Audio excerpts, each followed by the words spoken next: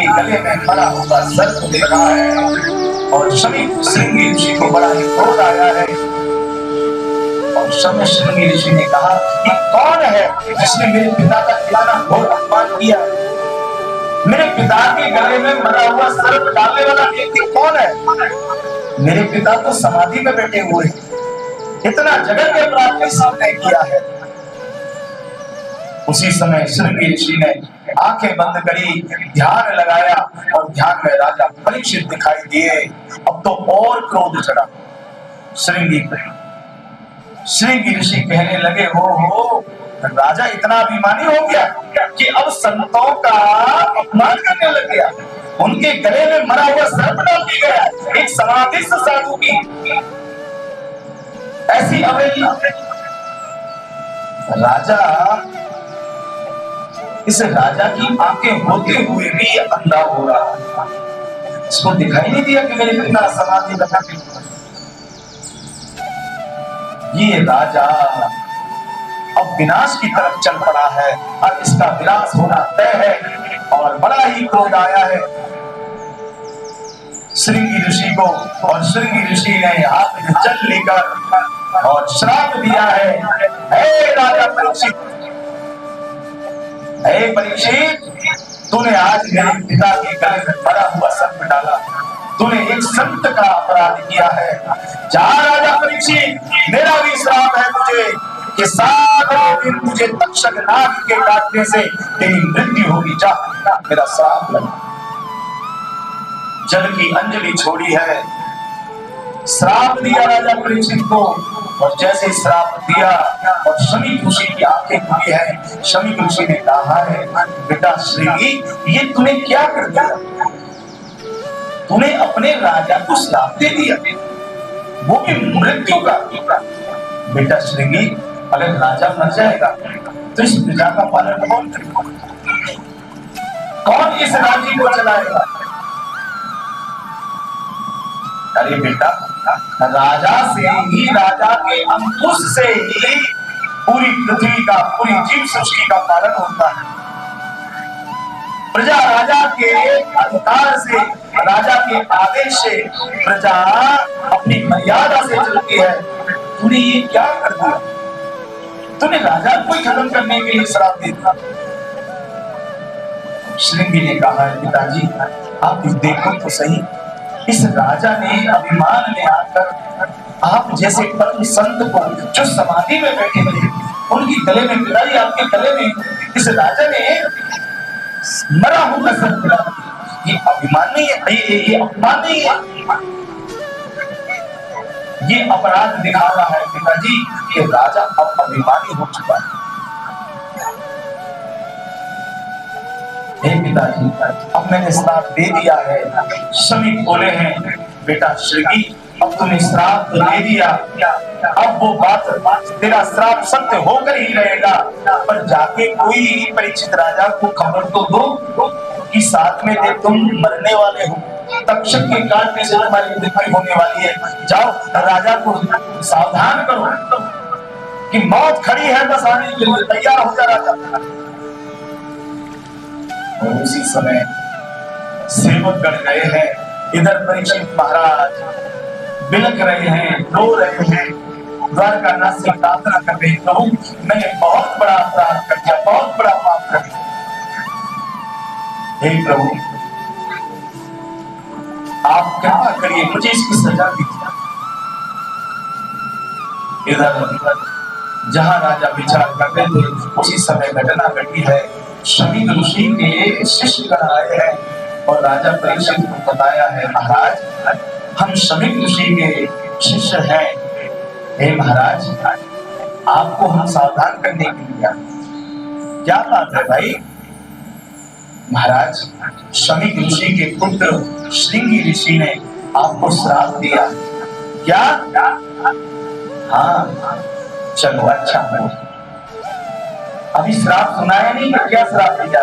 श्राप दिया इतना होगा, एक बार तो परीक्षित राजा को शांति मिली, चलो मैंने जो अपराध किया ना उसकी मुझे सजा मिली, चलो बढ़िया हुआ, मैं प्रभु से यही मांग रहा था। शिष्यों ने कहा, महाराज जरा सुन तो लो। महाराज श्राप आपको कैसा दिया है पता है?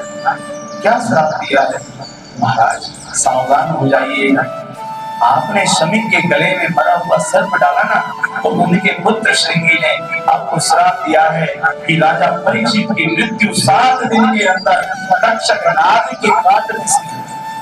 महाराज 7वें दिन आप मरने वाले हो, आपको तक्षक नाग आकर काटेगा। सावधान हो जाइए महाराज, मौत आ चुकी है आपकी। और जब तक्षक नाग के काटने से मृत्यु होने वाली है, इतना सुना राजा परीक्षित घबरा गए हैं,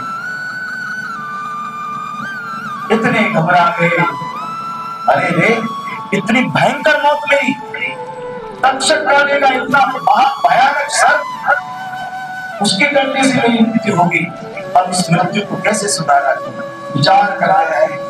अब परीक्षित राजा को लगा कि अब महलों में रहना मेरे लिए उचित नहीं है, अब मुझे अपनी कुछ व्यवस्था करनी चाहिए जिससे मेरा मृत्यु सुधरे। और परीक्षित राजा जो है अपना पूरा राजपाट छोड़ दिया। परीक्षित राजा ने अपना सारा राजपाट छोड़ और अपने पुत्र पत्नी सारा भोग विलास सब छोड़ दिया और अनशन व्रत लेकर और राजा परीक्षित गंगा जी के किनारे पर आए खड़ी।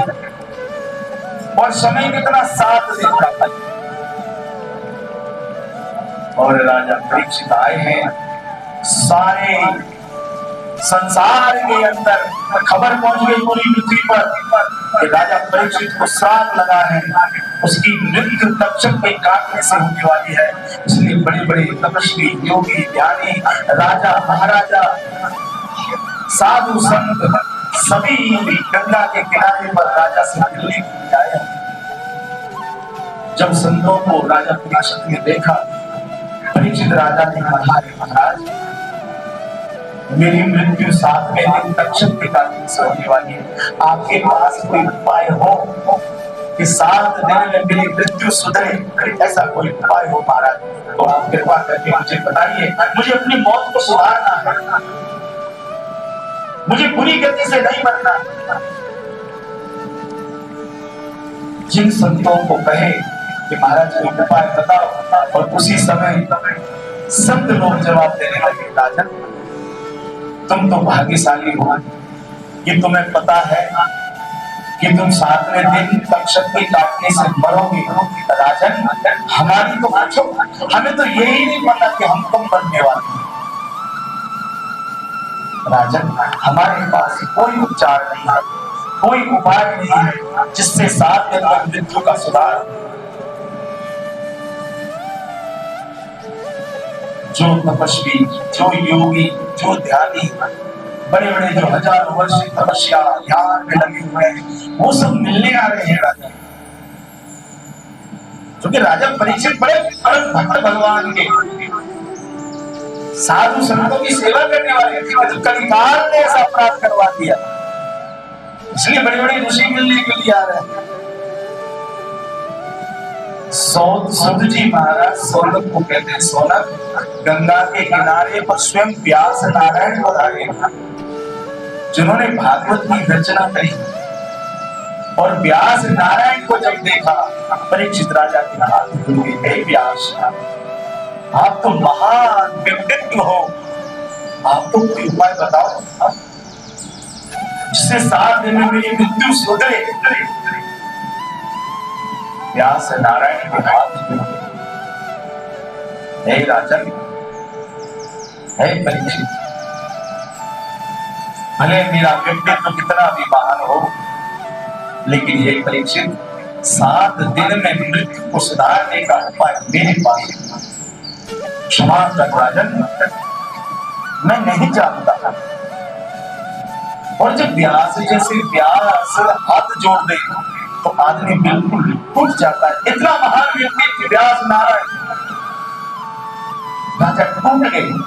ओह, व्यास जैसे व्यास के पास भी कोई उपचार नहीं। गंगा के किनारे पर बैठकर और रो रहे हैं, हे प्रभु आप कोई सहाय करिए, हे द्वारकानाथ आप कोई सहाय करिए। जब गंगा के किनारे पर राजा परीक्षित ने रोना शुरू किया और राजा को लगा कि सारे दरवाजे बंद हो चुके हैं, अब कोई नहीं है जो मेरी मौत को सुधारे।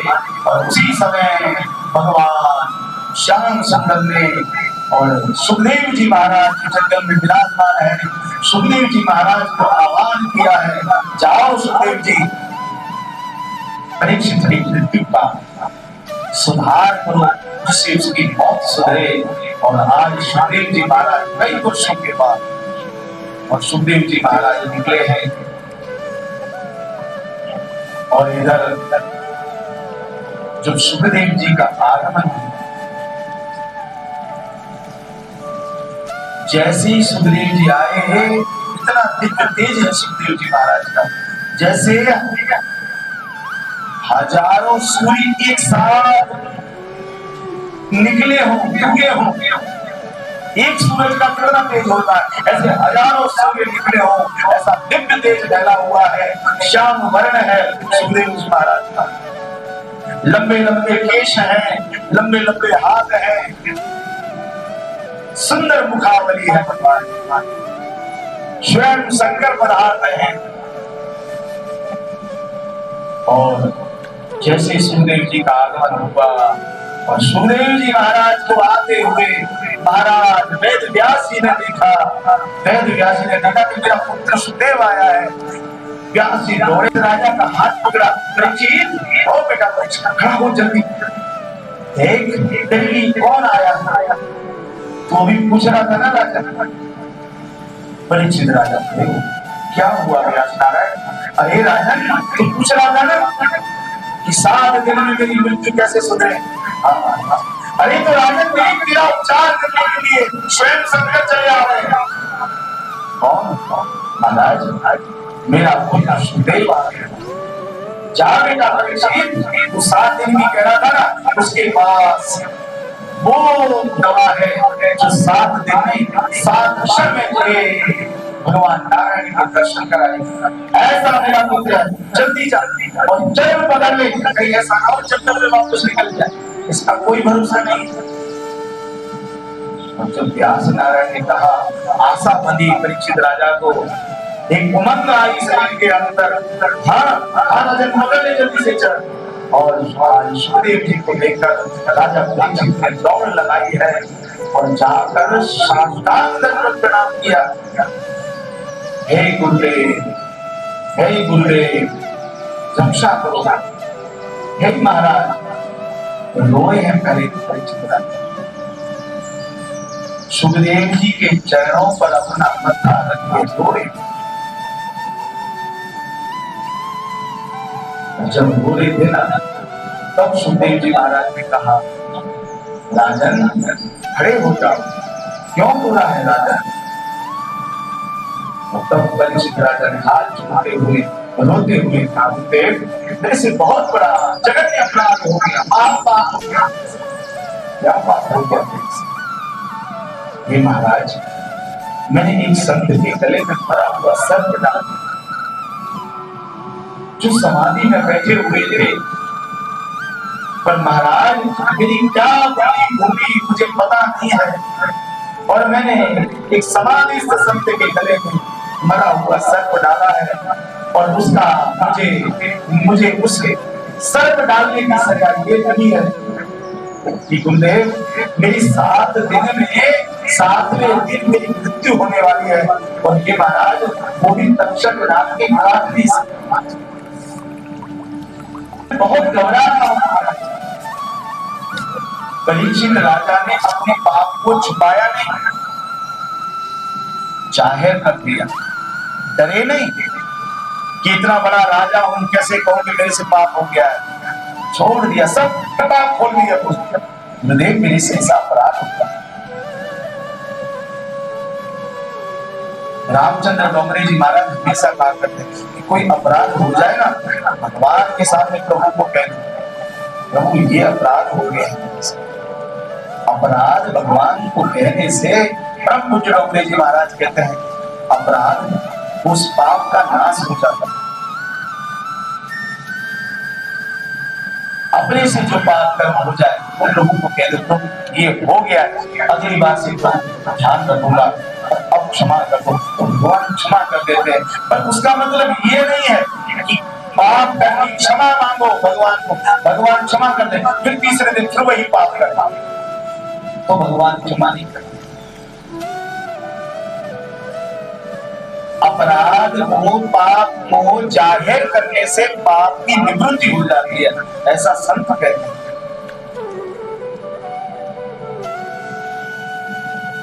गुजरात के अंदर, पश्चिम के अंदर, कच्छ जो रण प्रदेश है गुजरात का, वहां पर कच्छ में एक डाकू, आज से ज्यादा 100 वर्ष हुए होंगे, उसका नाम था जाडेजा, जेसन जाडेजा। और जेसन जाडेजा नाम का इतना भयंकर डाकू था कि पूरे गुजरात के अंदर कच्छ में उसकी डाक बोलती थी, हाथ जिसको बोलते हैं, कि खाली उसका जो कोई नाम ले ले तो आदमी सुन के ही मर जाए, वो उसका डर दुनिया के लोगों में। मतलब पूरे भारत में उस समय पर शायद 100 वर्ष में ज्यादा कम कह रहा हूं, ज्यादा वर्ष हुए। जेसन जाडेजा इतना भयानक डाकू, गुजरात के इतिहासों में, पन्नों में उसकी बड़ी गाथाएं लिखी गई। कच्छ में उसका डंका बजता था,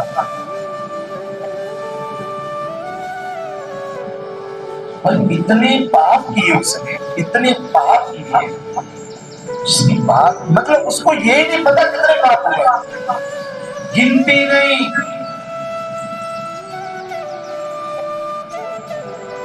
ऐसा जेसन जाडेजा का खौफ था। और उसमें एक दिन ऐसा होता है, और जेसन जाडेजा की खासियत थी, हमेशा काले कपड़े पहनता था, और एक घोड़ा रहता था उसके पास। छोटा बड़ा बूढ़ा जवान स्त्री पुरुष कुछ देखना नहीं है, बस मार पे जाना है उसका ही काम है। बख्शना उसका काम नहीं, करके छोड़ दे। दया, दया तो उसके पास नाम, दया नाम की कोई चीज ही नहीं। आया और गया, हटा तलवार से। उसकी तलवार भी बड़ी प्रख्यात थी।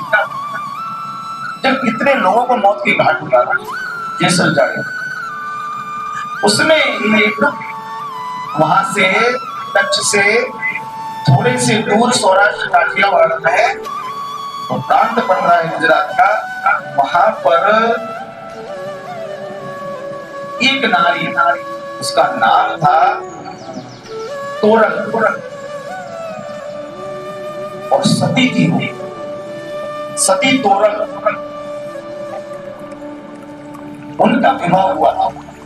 और भगवान की सती बात खत्म ही हो गई, सती इल्ल सती, जो मुंह से कह दे वही सत्य हो जाए। इतनी भगवान की परम भक्त भजनानंदी सती तोरल, इतनी भजनानंदी कि पूरा गांव, जहां वो ब्याह कर आई जिस गांव में, उस गांव में कोई भगवान को मानता नहीं था। जैसे ही सती तोरल का ब्याह करके आना हुआ, और सती तोरल जब मंदिर में जाकर, बाकी मंदिर सुने पड़े रहते थे उस गांव में, जैसे सती तोरल गांव के अंदर ब्याह कर आई, और तोरल का तो वही अपने पियर में भी भगवान का भजन करती थी। उन्होंने मंदिर में आके खुद भजन बनाती थी, लिखती थी, और फिर गाती थी भगवान के सामने। और मंदिर में आके भजन गाना, तो पूरा गांव भगवान की तरफ मुड़ गया। कोई ऐसा जीव उस गांव के अंदर बच्चा नहीं बचा कि बूढ़ा जवान हर कोई, रात्रि हो जाती, पहले सती अपने घर के काम करके और मंदिर में पहुंच जाती, और फिर भगवान के भजन गाती। बस वो भजन गाना शुरू करती, तो पूरा गांव इकट्ठा, छोटे छोटे बच्चे से पूरे जवान से, पूरे गांव को उसने भक्त बना दिया भगवान अपने भजन से। और सुंदर ऐसी कि बात मत पूछो, भगवान ने सुंदरता सती तोरल। और उसमें एक बार ऐसा हुआ कि कच्छ में सती का जेसल जाड़ेजा का करने का मन किया। चोरी करने के बाद एक लूटपाट करने गया होगा। उस गांव में जेसल जाड़ेजा चोरी करने के लिए गए। चोरी करते करते करते रात्रि में उसने सती तोरल के दर्शन कर और सती की सुंदरता उसने देखी और जेसल जाड़ेजा मोहित हो गया। उसको लगा कि ब्याह करूंगा किससे, जो ब्याह उसका हुआ नहीं। पहले तो उसको किसी के प्रति मोह ममता नहीं था, लेकिन जब सती तोरल को देखा तो उसकी पहली बार ये इच्छा हुई कि नहीं, मुझे ब्याह करना चाहिए और ब्याह करूंगा तो किसी सती से करूंगा।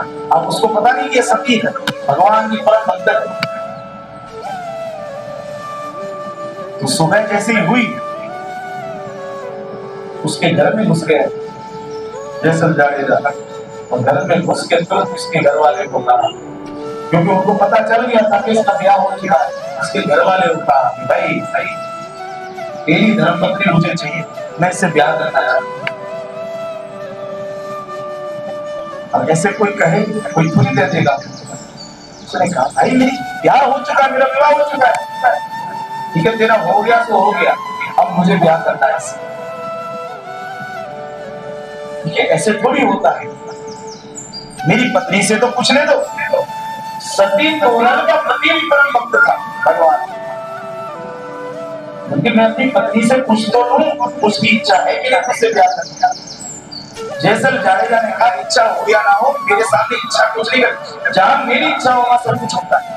फिर भी पूछने गया बेचारा कि सती तोरल ऐसे ऐसे एक जेसल जाड़ेजा करके आया है और वो ये कह रहा है कि मैं तुमसे विवाह करना चाहता हूं और मैं करके रहूंगा। सती ने कहा उसको जरा सामने लाओ तो सही। जेसल जाड़ेजा सामने आया और सती तोरल ने देखा, परम भक्त भगवान की सती, उसने देख लिया कि विवाह तो बहाना है।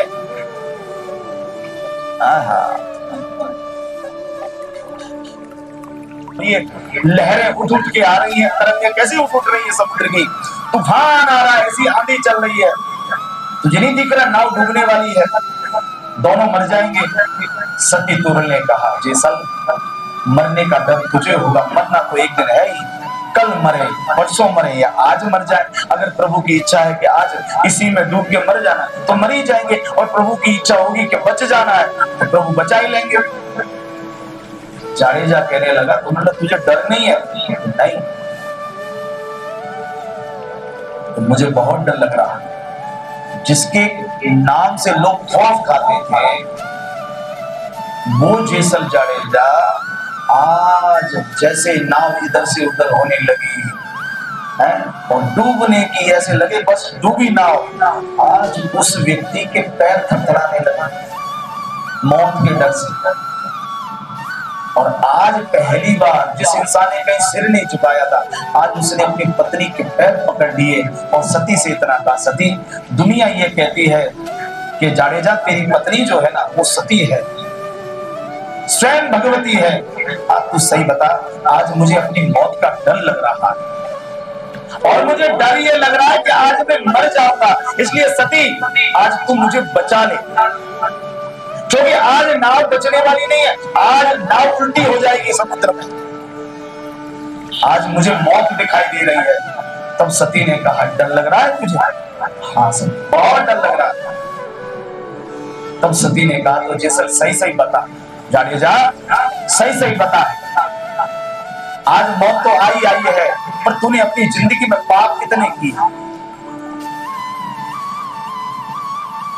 और जब पाप की बात आई ना फिर जाड़ेजा बोलने लगा। जाड़ेजा कहे सती पाप की बात कर रही है, कितने पाप किए कोई गिनती नहीं, ठीक है, फिर भी अगर जाड़ेजा तुझे बचना है कि मरना है ये बता पहले तो। पत्नी कह रही है, जाड़ेजा बोला मरना नहीं है, मुझे जिंदा रहना है, ये नाव डूबनी नहीं चाहिए। सती ने कहा जाड़ेजा नाव डूबेगी नहीं, ये मैं तुझे वचन देती हूं, पर एक वचन मुझे दे पहली बार आज तक तूने कि जितने भी पाप किए हैं वो सभी पाप, जितने जितने पाप किए वो सभी बोल जल्दी जल्दी, कि उससे क्या होगा कि तू पाप बोल देगा ना कि मैंने ये मारा, मैंने फलाने को मारा, मैंने ये चोरी की, मैंने वो किया। पाप कहने से, पाप को जाहिर करने से हे जाडेजा पाप खत्म हो जाते हैं, क्योंकि आदमी पुण्य ही बताता है, पाप कभी नहीं बताता। आदमी पुण्य सभी को बताएगा लेकिन पाप को छुपाता है। इसलिए जाडेजा अगर बचना है बोलने लग जा। कौन कौन से पाप किए? जाडेजा बोला अगर देवी में बोलने लग जाऊं तो बच जाऊंगा, क्योंकि बच ही जाएगा। तू चिंता मत कर, एक खरोच तक नहीं आने दूंगी, ये मेरा वचन। और बोल क्या क्या किया अपनी जिंदगी में। जब वो जाडेजा बोलता है, बड़े पदों में लिखा है वो, तो उसने वाक्य बोला कि जिथे मथे जावाल सती रानी, जिथे मथे जावाल। गुजराती में बोला जिथे यानी कि जितने, मथेजा, मथेजा यानी कि माथे में, बाल, बाल यानी केश, ये बाल है सती रानी, जितने मेरे बाल माथे, माथे पर जो बाल हैं, जितने बाल उगे हैं, जिथे मथेजा बाल सती रानी, जितने मेरे बाल हैं उतने तो सती मैंने लोगों को काटा है। और सती रानी क्या कहूं, जो मेरे शरीर में रोम है ना, इतने तो दूल्हे मैंने काट डाले, मार डाले दूल्हे। जैसे बारात आती थी उसको पता चल जाता गांव में फलाने गांव में बारात आई है, रात को घोड़ा लेकर पहुंच जाता, कहा तू किसी की कोई दुल्हन लेने के लिए आया है, ब्याहने के लिए आया है कोई नया दूल्हा। और वो घोड़ी पर चढ़ा होता था, बारात चढ़ती थी, और जहां उसका अचानक ही जेसर जाडेजा पहुंच जाता और सीधा तलवार से दूल्हे को मार डालता। पूछ इनको, किसी को भी नहीं पता कि ये कब मरने वाले हैं। पर राजा तेरे ऊपर द्वारकानाथ की कितनी बड़ी दया है कि 7 दिन पहले भगवान ने तुझे सावधान कर दिया कि परीक्षित तू 7वें दिन मरने वाला है, अपनी तैयारी कर ले। इसलिए डोंगरे जी महाराज हमेशा कहा करते थे कि जीव जैसे ब्याह की तैयारियां करता है ना बड़े उमंग से, उत्साह से, ऐसे ही रामचंद्र डोंगरे जी महाराज के शब्द है, ऐसे ही जीव को मृत्यु की तैयारी करनी चाहिए कि वहां भी एक दिन जाना है। डरना नहीं, तैयारी करो। रामचंद्र डोंगरे महाराज जी के शब्द है कि उसी उमंग से, उसी उत्साह से तैयारी करो, एक दिन ये सब छोड़ के जाना है यहां से। राजन तू बहुत भाग्यशाली है, भगवान ने तुझे 7 दिन पहले सावधान कर दिया है। राजन तू कह रहा है 7 ही दिन, मैं तुझे ये कह रहा हूं परीक्षित, अभी भी 7 दिन है तेरे पास। एक प्रभु की कृपा है, पागल तू तो सोच रहा है कि 7 ही दिन है। जब श्रवण कुमार के माता पिता ने जैसे ही श्राप दिया राजा दशरथ को कि हे दशरथ आज हम अपने पुत्र के वियोग में अपने प्राण छोड़ रहे हैं, हे राजा दशरथ जहां हमारा श्राप है तू भी अपने बच्चों के विरह में ऐसे ही प्राण त्यागेगा, जा श्राप है हमारा। और राजा दशरथ कांप गए, ऐसा लगा जैसे मौत आ गई हो, और सीधे जंगल से सीधे अपने दरबार में गए, महल में नहीं गए, सीधे वशिष्ठ जी के पास पहुंचे। घबराते हुए, पसीने आ रहे हैं, शरीर कांप रहा है, गुरुदेव बचाइए मुझे, मेरे से अपराध हो गया। वशिष्ठ जी ने कहा क्या हुआ राजन, क्यों इतने घबराए हुए?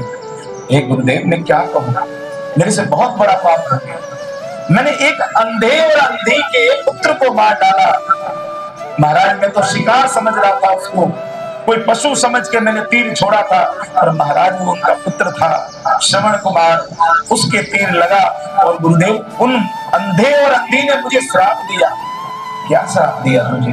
गुरुदेव उन्होंने मुझे श्राप दिया है कि हे राजा दशरथ आज जैसे हम अपने पुत्र के वियोग में मर रहे ना, ऐसे तू भी तड़प तड़प के अपने पुत्र के वियोग में मरेगा, जा हमारा श्राप है, गुरुदेव मुझे बचाइए। और इतना सुना और दशरथ राजा की बात सुनकर वशिष्ठ जी खड़खड़ा हंसे। राजा दशरथ सोच रहे हैं कि हंस क्यों रहे हैं ये, मुझे तो श्राप दिया है और गुरुदेव हंसते चले जा रहे हैं। राजा दशरथ बोले, गुरुदेव आप हंस रहे हो, यहाँ मैं मरा जा रहा हूं। गुरुदेव मुझे श्राप लगा है। वशिष्ठ जी ने कहा, दशरथ शांत हो जा। क्या श्राप दिया है उन दोनों ने, अंधे और अंधी ने? कि महाराज उन्होंने श्राप दिया है कि जैसे हम अपने पुत्र के वियोग में मर रहे हैं दशरथ, तू भी अपने बच्चों के विरह में मरेगा, पुत्र वियोग में मारा जाएगा। वशिष्ठ जी ने कहा, तो एक बात बता, पहले तेरी संतान कितनी है? सही सही बता, कितने बच्चे तेरे? दशरथ राजा अवाक रह गए। हैं? क्या कह रहे हो गुरुदेव? मैं तुझसे ही पूछ रहा हूं। दशरथ बता ना, तेरी संतान कितनी? जब दशरथ राजा के अभी संतान हुई नहीं थी, दशरथ राजा बोले, एक भी नहीं प्रभु, मेरे तो कोई संतान नहीं है। तो वशिष्ठ जी बोले, अरे दशरथ, ये अंधा, ये दोनों जो अंधे और अंधी थे ना, अब तू सोच कि इन्होंने तुझे श्राप दिया है कि वरदान दिया है? अरे ये आशीर्वाद दिया है। राजा दशरथ तू बेकार में इतना डर रहा है, तेरे कोई संतान है अब? नहीं महाराज, इसका मतलब उन्होंने तुझे आशीर्वाद दिया है, पहले तेरे यहाँ संतान होगी, तेरे यहाँ पुत्र होंगे, उन पुत्रों को तू पालेगा, खिलाएगा, बड़ा करेगा, उसके बाद उन संतानों के वियोग में तू मरेगा। अरे तब तक तो तेरा बुढ़ापा आ जाएगा, मरना तो है ही। तो राजन सही सही बता, ये आशीर्वाद है कि श्राप है? तो दशरथ राजा की बिल्कुल इतने प्रसन्न हुए दशरथ राजा बोले, गुरुदेव आपने पूरी बाजी पर, मैं तो सोच रहा था क्या, पर आपने बात कर दी क्या? तो राजा मैं वही तो कहना चाहता हूँ, तू तो फालतू में इतना चिंता कर रहा है। अरे तुझे आशीर्वाद दिया है, इसका मतलब है राजन, आज तेरे यहाँ कोई संतान नहीं है, तेरे यहाँ संतान होने वाली है। ये सत्य की महिमा है, दुख को सुख में बदल दिया। और ऐसे ही सुखदेव जी ने कहा, राजन अभी 7 दिन है तेरे पास। इन विचारों को तो किसी को ये भी नहीं पता कब मरेंगे। तू भगवान का शुक्रिया अदा कर, उनका धन्यवाद कर कि प्रभु ने तुझे 7 दिन सुधरने के लिए दिए हैं, अपनी मृत्यु को सुधारने के लिए। और उसके बाद सुखदेव जी महाराज सामने बैठे हैं आसन लगा के, परीक्षित राजा सामने बैठे हैं, बड़े बड़े ऋषिगण बैठे हैं सुखदेव जी महाराज के मुख से अमृत वचन सुनने के लिए। और तब सुखदेव जी महाराज ने कहा, हे राजा परीक्षित, अब तू एक काम कर, तू भगवान के सूक्ष्म शरीर का ध्यान कर, तू निराकार ब्रह्म का ध्यान कर। इतना कहकर और व्यास जी महाराज ने प्रथम स्कंद की समाप्ति करी है। इति श्रीमद्भागवते महापुराणे प्रथम स्कंद भगवान राधा कृष्ण चरण कमल विद्यार्थे समर्पयामि। बोलिए श्री वृंदावन बिहारी लाल की जय। 2 मिनट संकीर्तन और उसके बाद कथा में। हरि मंदिर में विराजे घनश्याम राधे राधे, घनश्याम राधे राधे। हरि मंदिर में विराजे घनश्याम राधे राधे।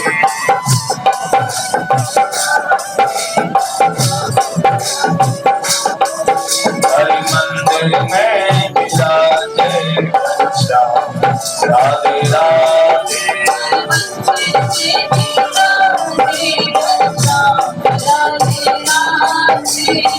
श्याम राधे राधे, श्याम राधे राधे।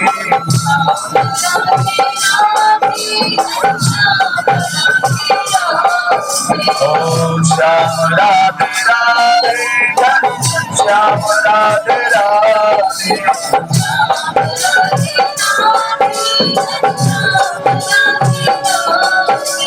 मंदिर में विराजे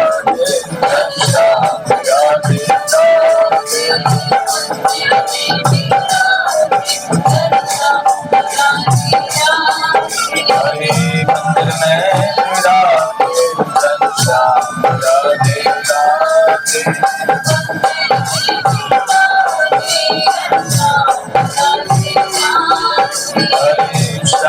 राधे राधे, श्याम राधे राधे,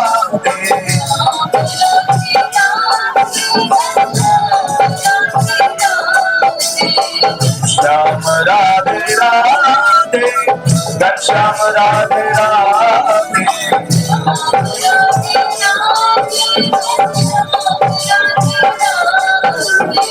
मंदिर में मेरा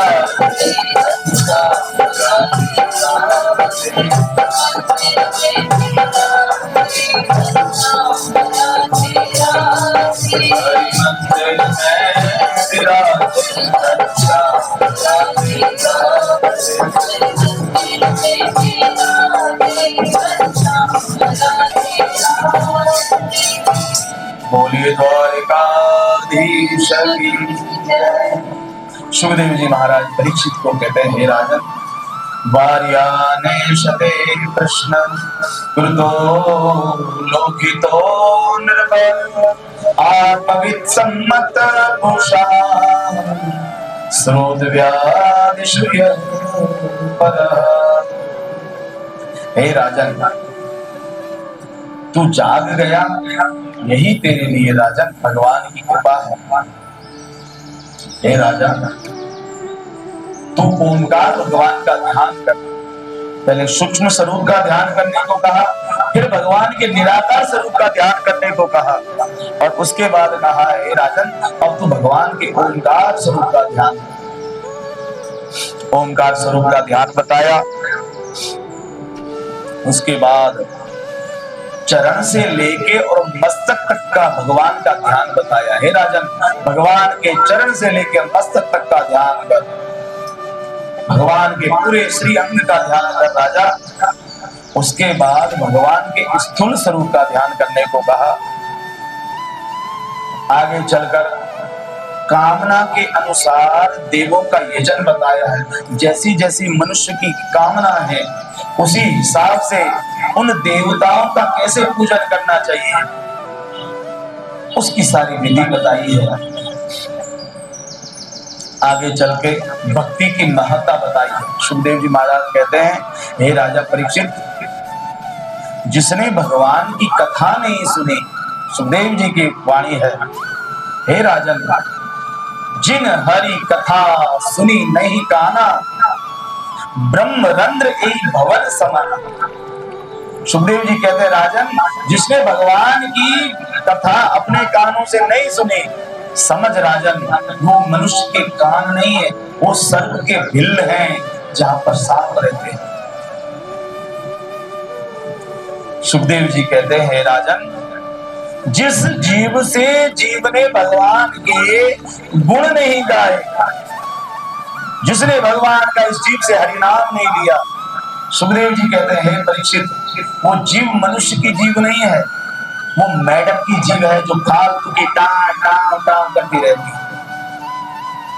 मेढक नहीं, बरसात होती है, देखना कितनी आवाज करेंगे निकल निकल के टां टां। आदमी कहता है, अरे भाई इनको भगाओ, ना कुछ सुनने देते हैं, ना कुछ देते देते, व्यर्थ वाणी। भगवान सुखदेव जी महाराज कहते हैं, राजन, ये जिह्वा भगवान की गुणानुवाद गाने के लिए है, और जिसने इस जिह्वा से गुणानुवाद नहीं गाए, वो मेढक की जीव है। आगे सुखदेव जी कहते हैं, राजन, जिसने ठाकुर जी के चरणों में सिर नहीं झुकाया, वो सिर है परीक्षित राजा, सिर के पत्थर के समान बोझा रूप है। सिर नहीं है, बोझा है खाली। हे राजन,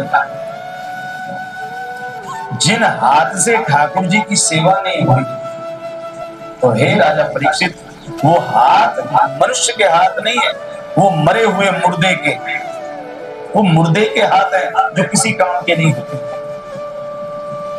हे राजन, जिन आंखों से हरि के दर्शन नहीं किए, वो आंखें बेकार हैं। और राजन, जिस श्वास से भगवान की माला को नहीं सूंघा, वो घ्राणेन्द्रियां बेकार हैं। हे राजन, मनुष्य की हर इंद्रियों को मनुष्य को हर अपने इंद्रियों को भगवान की सेवा में लगानी चाहिए, जिससे इंद्रियों की शुद्धि होती है। आगे वल्लभाचार्य जी तीसरे स्कंद में मनुष्य के एक एक इंद्रिय की, जैसे आंख है, नाक है, कान है, आंखें हैं, जिह्वा है, इसकी एक एक की शुद्धि बताएंगे। इनकी शुद्धि कैसे होती है? भागवत की टीका में भगवान के दर्शन करने से आंख की शुद्धि होती है। शुद्ध जल से आंख धोने से आंख शुद्ध नहीं होती है, भगवान के दर्शन करने से आंख शुद्ध। कान की शुद्धि क्या है? भगवान की कथा। इसमें कितना भी सोना चांदी लटका लो, उससे शुद्धि नहीं होगी, भगवान की कथा से शुद्धि। नाक की वल्लभाचार्य जी बताते हैं, नाक की शुद्धि क्या है? ज्ञानेंद्रियों की दोनों की। तो कि भगवान को चढ़ाई हुई माला जब शाम को वापस उतरती है और उस माला को जीव लेकर और जब सूंघता है, ये मेरे श्री हरि के श्री अंग से लिपटी है यह माला, वो भगवान की ऊर्जा इस माला के अंदर आई है। जब जीव उस ज्ञानेंद्रियों के द्वारा सूंघता है, दोनों ज्ञानेंद्रियों की शुद्धि हो जाती है। वल्लभाचार्य महाप्रभु लिखते हैं पैरों की शुद्धि कैसे होती है?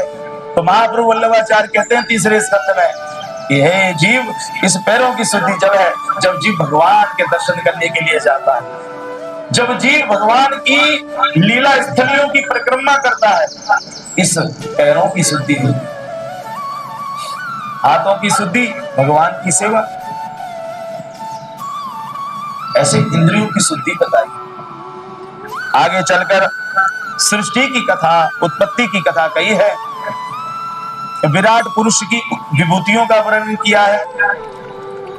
जैसे विभूति भगवान ने बताई है ना गीता जी में, हे अर्जुन, नदियों में समुद्र में हूं, हे पार्थ, वृक्षों में पीपल में हूं, भगवान कहते हैं ये मेरी विभूति है। हे पार्थ, नक्षत्रों में पुष्य नक्षत्र में हूं, भगवान कहते हैं ये मेरी विभूति है। ऐसे भगवान की अलग अलग विभूतियों का वर्णन किया गया है। भगवान के लीला अवतारों की कथा कही ही है। आत्मा और शरीर का क्या संबंध है उसका वर्णन किया गया है। आगे चलकर सुखदेव जी महाराज परीक्षित को कहते हुए, परीक्षित, एक दिन की घटना है, भगवान जगतपति नारायण पूरी सृष्टि को, देखो उत्पत्ति की कथा आई है फिर से। ये कथा पहले दिन भी आई और दूसरे दिन भी आई। अब पहले सुत जी महाराज सौनक को कह रहे थे, अब भगवान नारायण पूरी जगत को, बारी सारे जीव सृष्टि को अपने अंदर लय विलीन करके और भगवान शेष शैया पर सो रहे हैं। चारों तरफ पानी पानी है और उसी समय महाइंद्रा में महाविष्णु को सोते हुए देख उसी समय घटना घटती है। भगवान की नारायण की नाभि में से कमल की उत्पत्ति होती है और जैसे ही कमल उत्पन्न होता है तो उस कमल में से ब्रह्मा जी की उत्पत्ति होती है और ब्रह्मा जी उत्पन्न होते हैं। तब तो ब्रह्मा जी ने चारों तरफ देखते हैं, किसने मुझे प्रकट किया? क्या ही ना पहले दिन कथा। अब सुखदेव जी सुना रहे हैं इस कथा को, पहले सुत जी ने सुनाई थी। चारों तरफ, हे परीक्षित राजा, ब्रह्मा जी ने चारों तरफ नजर डाली, कौन है मुझे जन्मदाता मेरा, क्यों मेरा जन्म हुआ है, किस कार्य के लिए हुआ है। लेकिन जहां जहां नजर ब्रह्मा ने डाली सिर्फ पानी ही पानी, पानी ही पानी दिखाई दिया। ब्रह्मा जी बोले, कौन है मुझको प्रकट किया होगा, लाओ मैं ढूंढू। जब कोई नजर नहीं आया, ब्रह्मा जी ने, हे परीक्षित राजा, वो कमल की जो नाल है उस नाल के अंदर प्रवेश किया।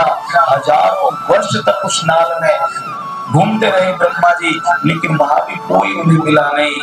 थक गए ब्रह्मा जी, वापस आए और वापस उसी कमल पर, पंखड़ियों पर, कमल के ऊपर बैठ गए। निराश हो गए कि मुझे मेरे प्रश्न का जवाब नहीं मिला, कौन हूं मैं, किसने मुझे प्रकट किया है। अभी इतना सोच ही रहे थे ब्रह्मा जी, उसी समय घटना घटी, आकाशवाणी हुई और आकाशवाणी ने कहा, हे ब्रह्मा,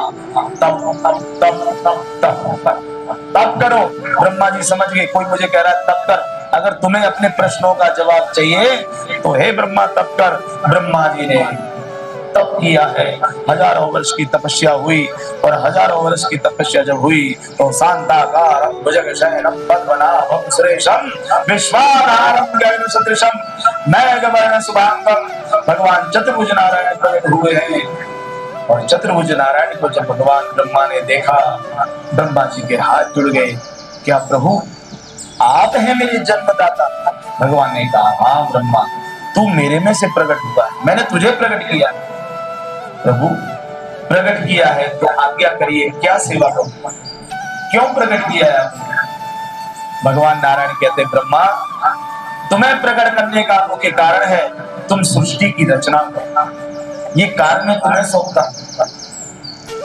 सृष्टि की रचना की बात कही तो ब्रह्मा जी कहने लगे, प्रभु मैं सृष्टि तो रच दूंगा, सृष्टि बना दूंगा, लेकिन प्रभु मुझे डर है, कहीं सृष्टि की रचना करने के बाद अगर मुझे अभिमान आ गया तो, और प्रभु अगर अभिमान आ गया तो मेरा पतन निश्चित है।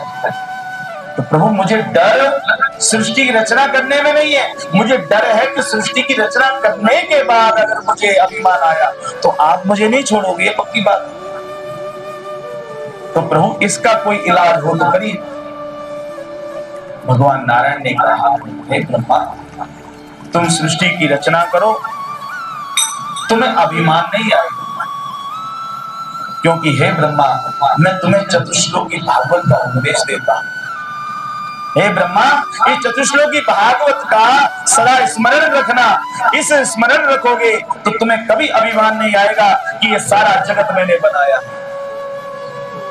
और भगवान चतुश्लोकी भागवत का उपदेश देते हैं। सुखदेव जी महाराज परीक्षित को कहते हैं, परीक्षित यही 4 श्लोक आदि सृष्टि से पहले, जो सृष्टि की रचना नहीं हुई थी, सबसे पहले भगवान नारायण ने किसको दिया? ब्रह्मा जी को, ये 4 श्लोक। और भगवान कहते हैं ब्रह्मा से, हे ब्रह्मा अहमेवासमेवाग्रे नान्यत्सत्सत्परं प्रसादं यदेते च यो वशिष्येति सोऽस्म्यहम्। भगवान कहते हैं, हे ब्रह्मा ये सृष्टि नहीं थी तब भी मैं था, ये सृष्टि है, भगवान कहते तब भी मैं हूं, और ये सृष्टि नहीं होगी तब भी हे ब्रह्मा मैं तो हूंगा ही। यानी कि जगत है, भगवान कहते तब भी मैं हूं, जगत नहीं था तब भी मैं था, और जगत नहीं होगा तब भी मैं तो रहूंगा ही रहूंगा। यानी कि भगवान कहते हैं, हे ब्रह्मा वर्तमान भूत और भविष्य इन तीनों कालों में मैं रहता हूं, चाहे जगत हो या ना हो, मेरा अस्तित्व तो हमेशा तीनों कालों में है। पहले श्लोक में ब्रह्मा जी को समझाया गया, जैसे अंगूठी बनवानी है सोने की, तो सोना है ना आपके पास, जब भी तो बनवा रहे।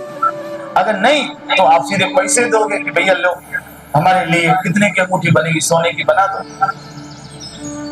तो सुनार के पास अगर सोना होगा तभी तो वो कहेगा कि मैं बना दूंगा जी। यानी कि वो अंगूठी आपके लिए बना रहा है, इसका मतलब है कि सोना उसके पास पहले से है, और वो उसने उस सोने में से अभी अंगूठी बनी नहीं है लेकिन सोना तो है ना।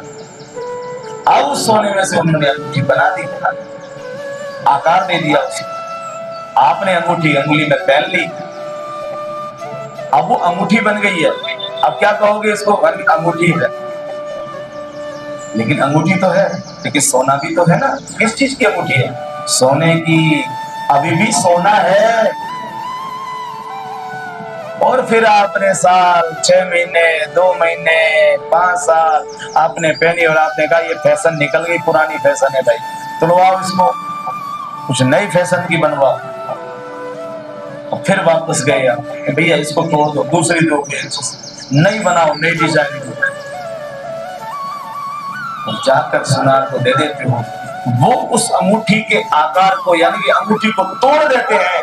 अब अंगूठी टूट गई है लेकिन फिर भी सोना तो है। ऐसे भगवान कहते हैं जगत है तब भी मैं हूं, जगत नहीं था तब भी मैं रहूंगा, और जगत होगा तब भी मैं हूंगा। श्री भगवान कहते हैं मैं तीनों कालों में। हे ब्रह्मा, कभी ये विचार नहीं करना, तुम्हें अभिमान आएगा ही नहीं। तो सदा ये ध्यान रखना कि भगवान तीनों काल में विद्यमान है। और दूसरा श्लोक भगवान नारायण कहते हैं, हे ब्रह्मा जी, हृदय प्रतीत न प्रतीत चात्मनि तद्दिदात्मनो माया यथा भासो यथा तम। भगवान कहते हैं, हे ब्रह्मा, जो होने पर भी दिखाई ना दे और जो ना होने पर भी दिखाई दे, उसी का नाम समझिए मेरी माया। जो दिख रहा है वो है नहीं, और जो दिखाई दे नहीं रहा है, जैसे अब जो दिखाई दे रहा है ये हमारा फलाना है, पर हकीकत क्या है? सब नासवान। हकीकत में सत्य कुछ नहीं। कितने जन्म हुए, कितनी योनियों में भटके, कभी पिता बने, कभी माँ बने, कभी स्त्री बने, कभी जीव बने, कभी जंतु बने, कभी पशु बने, कभी पक्षी बने, कितनी योनियों में जीव भटक रहा। राजा जनक ने पूछा था ना अष्टावक्र से, गुरुदेव मुझे बताओ कि मेरे पुनर्जन्म में क्या था, मैं कौन था? तो अष्टावक्र जी ने कहा था राजा जनक जी को, जनक पिछले जन्म की बात मत पूछ। कि नहीं गुरुदेव मुझे बताइए पिछले जन्म में मैं क्या था। अष्टावक्र जी ने खूब समझाया राजा जनक को, राजन पिछले जन्म की बात नहीं, जो वर्तमान में चल रहा है उसमें ध्यान दे। पर गुरुदेव मुझे जानने की बड़ी इच्छा है। जब बहुत जिद राजा जनक ने की तो अष्टावक्र जी को गुस्सा आ गया। अष्टावक्र बोले, तुझे पुनर्जन्म जानना है कि तू कौन था? हाँ गुरुदेव मुझे बताओ ना, बड़ी लालसा है मेरी जानने की। तो अष्टावक्र ने कहा, बस छोटी सी बात बता रहा हूं, समझ जाना है राजा जनक। हाँ गुरुदेव बताइए ना। हे राजा जनक, जो इस समय तेरी पत्नी डोल रही है ना सुनैना, माँ सीता की माँ, जो तेरी पत्नी इस समय तू जिसको अपनी पत्नी कह रहा है सुनैना को, ये पुनर्जन्म में तेरी माँ थी। और आगे कुछ जानना है? और उस दिन से राजा जनक विदेह राज हो गए। फिर उनको विदेह राज जनक कहा गया। ममता छूट गई के हैं ये संसार चक्र, पुनर्जन्म में जो मेरी माँ थी वो आज पत्नी बन के डोल रही। श्री भगवान कह रहे हैं, ब्रह्मा, जो तुझे दिखाई दे रहा है कुछ नहीं है, और जो है वो तू देख नहीं पा रहा। यही तो सृष्टि की भगवान की माया का खेल। इस जगत के अंदर भगवान कर कर में, भगवान के में अणु अणु में व्याप्त होगा, उसको प्रभु को हम देख नहीं पा रहे हैं। सत्य है ना, और जो असत्य है उसको हम रात दिन करें, हाँ ये है, वो है, ये है, फलाना भी है, ढेका भी है। भगवान कहते हैं कुछ भी नहीं, जो दिख रहा है वो है नहीं, और जो है उसको जीव देख नहीं पा रहा। हे ब्रह्मा, यही मेरी माया है। ये सब हो रहा है किसके कारण? भगवान की माया के कारण।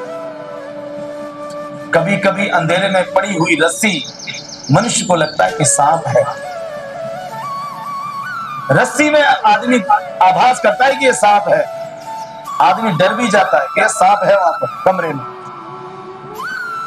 ये माया का प्रभाव है, संत लोग कहते हैं। क्यों? जो दिख रहा है वो है नहीं, है वो रस्सी, लेकिन जीव क्या कह रहा है? नहीं, सांप है। भगवान कहते हैं ये माया है। दूसरे श्लोक में भगवान ने माया का प्रभाव बताया। तीसरे श्लोक में भगवान कहते हैं, और माया कैसी जिस दिखाई दे और जो है वो दिखाई नहीं देती, और जो दिखाई देती है वो है। जैसे सुदामा जी को हुआ, हर बार कहता हूं मैं कथा कि सुदामा जी जब ठाकुर जी को मिलने के लिए द्वारका के अंदर गए, तो द्वारका के अंदर जाकर भगवान द्वारका नाथ से खूब बढ़िया मेल मिलाप हुआ सुदामा जी का। अब अचानक द्वारकानाथ ने कहा कि सुदामा चल गोमती जी में स्नान करके आते हैं। सुदामा जी ठाकुर जी के साथ चल दिए। अब सुदामा जी को अचानक ऐसा विचार आया। सुदामा जी बोले, हे द्वारकानाथ, मेरी बड़ी इच्छा हो रही है। हे लाला, मैंने बड़े संतों से सुना है, बड़ी शास्त्रों में तेरी माया की बड़ी महिमा गाई हुई है। लाला, वो माया देवी बताना कैसी होती है ये माया भगवान तेरी? चलो बड़े बड़े संत इस माया में भूले पड़ जाते हैं, लाला बता ना जरा, थोड़ा सा बता कैसी है ये माया। द्वारकानाथ बोले, सुदामा माया के चक्कर में मत पड़, जैसी भी है वो जहां भी है वो ठीक है, तू मत पड़। ए लाला एक बार दिखा तो दे कैसी होती है माया। भगवान बोले, काहे को सुदामा बेकार है, ये फटे में पांव देने वाली बात है, जिससे तेरा कोई लेना देना नहीं। मैं यहाँ हूँ, मायापति हूँ, तेरे साथ हूँ, फिर माया देखकर क्या करनी है? नहीं लाला एक बार देखा बस, होता क्या है इसमें। भगवान बोले, देख मां 56 भोग तैयार हो रहे हैं। रुक्मणी ने साफ कह दिया है कि महाराज जल्दी से गोमती जी में स्नान करके जल्दी आ जाना, 56 भोग गर्मा गर्म तैयार हो रहे हैं, ठंडा भोजन ना हो जाए, इतना ध्यान रखना। इसलिए सुदामा इन बातों को छोड़ जल्दी जल्दी स्नान करें, स्नान करके तुरंत महल पहुंचे, अरे गर्मा गर्म भोजन 56 भोग खाएंगे। तो लाला वो सब सही है, पर हमारी बात का कोई विचार जवाब नहीं दिया तू। भगवान बोले, छोड़ना, माया के चक्कर में कहां पड़ रहा है तू बेकार की बात। सुदामा जी जब तक गोमती तक पहुंचे ठाकुर जी के पीछे पीछे लगे रहे, लाला माया, लाला दिखा ना माया। भगवान बारंबार बात को काट ले, छोड़ना यार, काय को पड़ रहा है माया के चक्कर में, कुछ नहीं है माया। भगवान ने अपने वस्त्र निकाले स्नान करने के लिए, फिर भी सुदामा जी से रहा नहीं गया। सुदामा जी बोले, अब नहाने जा रहा है, तू स्नान करने जा रहा है, बता देना कैसी है माया। भगवान बोले, डुबकी लगा के आता, छोड़ना तू बेकार की फालतू बात है, डुबकी लगाया। भगवान स्नान करने के लिए गोमती जी में डुबकी लगाई, प्रभु बाहर आए। सुदामा जी ने फिर कह दिया, हाँ क्या हुआ फिर बता ना माया। भगवान बोले, रुक जा। प्रभु ने अपनी धोती में गांठ मारी, और गांठ मारी, अभी प्रभु धोती पहन रहे। सुदामा बोले, हाँ लाला बता दे क्या कह रहा था, कैसी है माया। भगवान ने एक डुबकी लगा दिया, फिर बताऊंगा, चल जल्दी जा। और सुदामा जी ने अपने वस्त्र निकाले और जैसे ही गोमती जी में डुबकी लगाई, और जैसे ही डुबकी लगाई और भगवान ने कहा, सुदामा बड़ा पीछे पड़ा था ना, दिखा माया, दिखा माया, ले बेटा देख माया। और जैसे ही डुबकी लगाई, पानी के वेग के साथ बह गए सुदामा जी। ऐसा पानी का प्रवाह आया, वेग आया, सुदामा जी बहते हुए चले गए, बहते हुए चले गए। अब सुदामा जी हल्ला मचाए, हे लाला बचा, हे कान्हा बचा, हे द्वारकानाथ बचा। भगवान के जा, माया देखनी है ना बेटा, देख हम माया, बड़ा पीछे पड़ा। सुदामा जी ना जाने कितनी दूर तक बहते हुए चले, बहते बहते बहते बहते बेचारे घबरा रहे। अरे रे मैं जन कहाँ आ गया पता नहीं है, कहाँ द्वारका नगरी रह गई, वहां लाला मेरी राह देख रहा होगा। ओए होए, ऐसे बहते बहते गए, चल कितने किलोमीटर आगे, पानी में बहते बहते एक अचानक बड़ा सा पत्थर आया। पत्थर आया तो सुदामा जी ने उसका सहारा ले लिया, पकड़ लिया पत्थर को बढ़िया तरह से, और पत्थर का सहारा लेकर नदी में से बाहर आया। और जैसे ही सुदामा जी बाहर आए और सुदामा जी की नजर पड़ी तो सामने एक विशाल नगर को देखा सुदामा जी, और नगर के दर्शन हुए।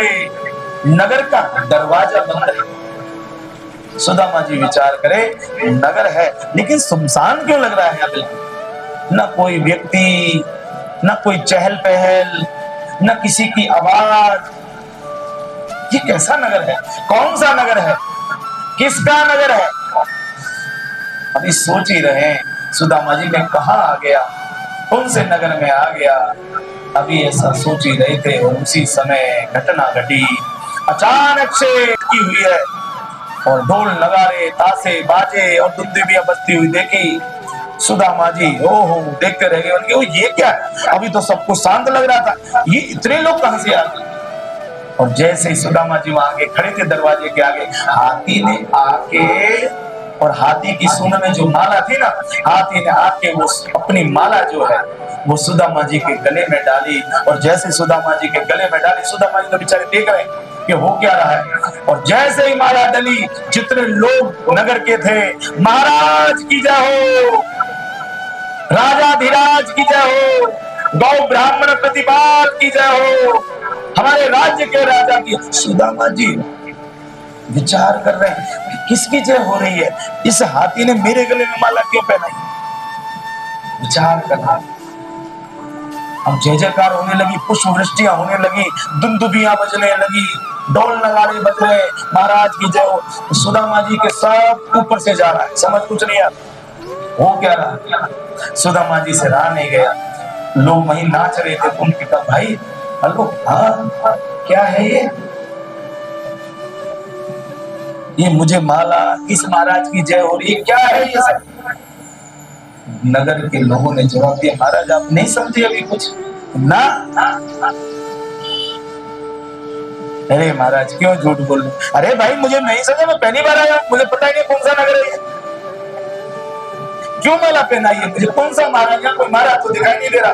अरे प्रभु देख के अंधे हो रहे हो फालतू में, इस राज्य के राजा को नहीं पहचान पाया। नहीं भैया मुझे तो कोई दिखाई नहीं दे रहा है। अरे महाराज हमारे राज्य का एक नियम है। क्या महाराज, जैसे हमारे राज्य का राजा मर जाता है ना, तो महाराज हम राजा का अग्नि संस्कार करके और इस दरवाजे को बंद कर देते हैं, नगर को बंद करते हैं।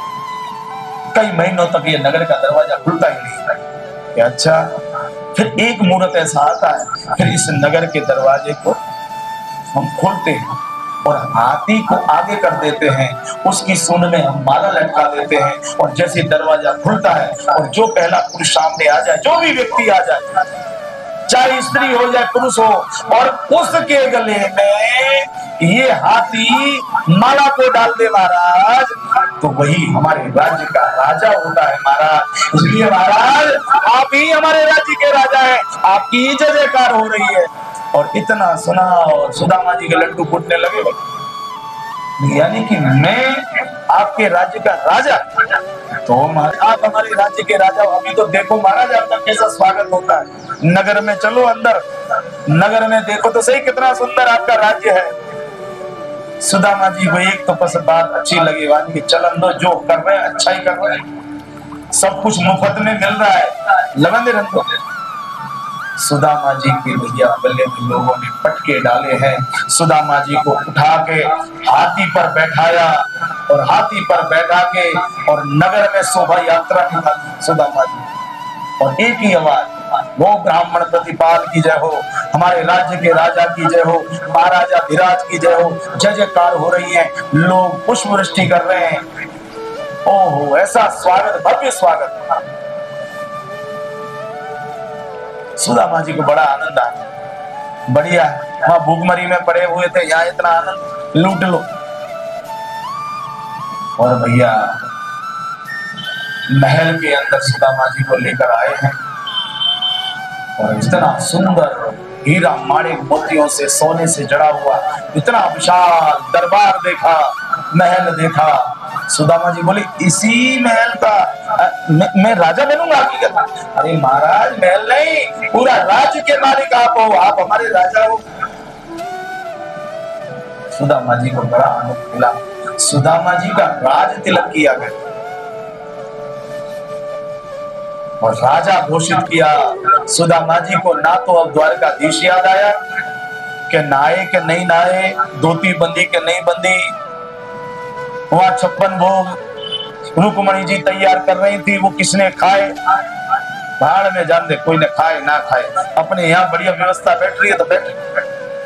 वहां पोरबंदर में वो बेचारी सुशीला पड़ी है, रात देख रही, जान दे सुशीला, बच्चे भूखे मर रहे हैं, सुदामा जी के जान दे, वो अपना देखेंगे, अपना अपना देखो।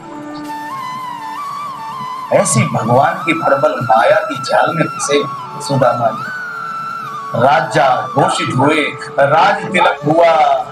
ओहो खाली जरा सी ताली सुदामा जी बजा दे, 100 150 नौकर, जी महाराज आदेश करिए महाराज। ओह सुदामा जी कहियो के वाह रे वाह प्रभु, तूने तो ऐसे दिया कि प्रभु क्या कहूं। भूल गए सब दिनों को, सजनों को भूल गए।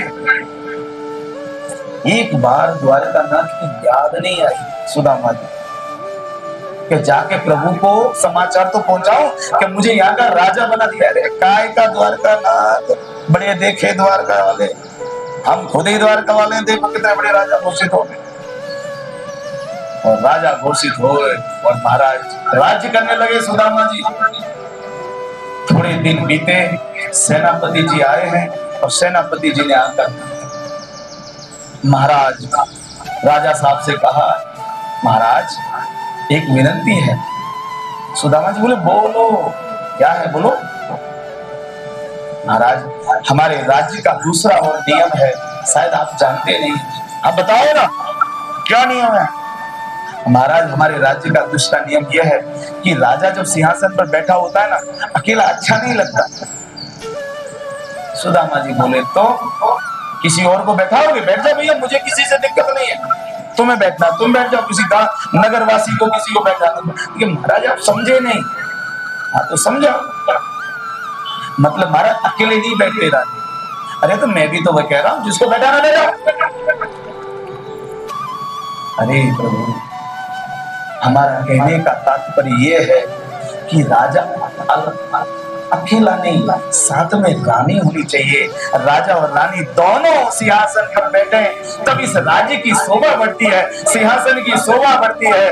और इतना खास सुदामा जी विचार करें, अब सुशीला को वहां से कौन लेकर आए? वो तो पोरबंदर में बेचारी पड़ी है।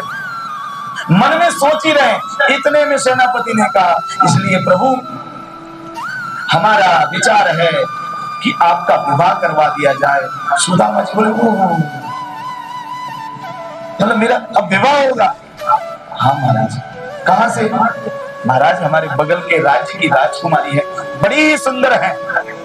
अगर आप आज्ञा करो और आपको पसंद आ जाए तो महाराज फिर आयोजन किया जाए। सुदामा जी बोले लगाओ मंडप, चलन दो गाड़ी,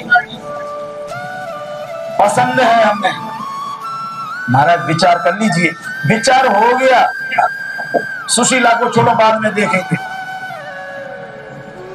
हाँ आ रहे नए मेहमान आ रहे, आने दो, श्री हरि की यही इच्छा है। और भैया राजकुमारी से विवाह हुआ, इतनी सुंदर राजकुमारी। धीरे ही समय आगे बढ़ने लगा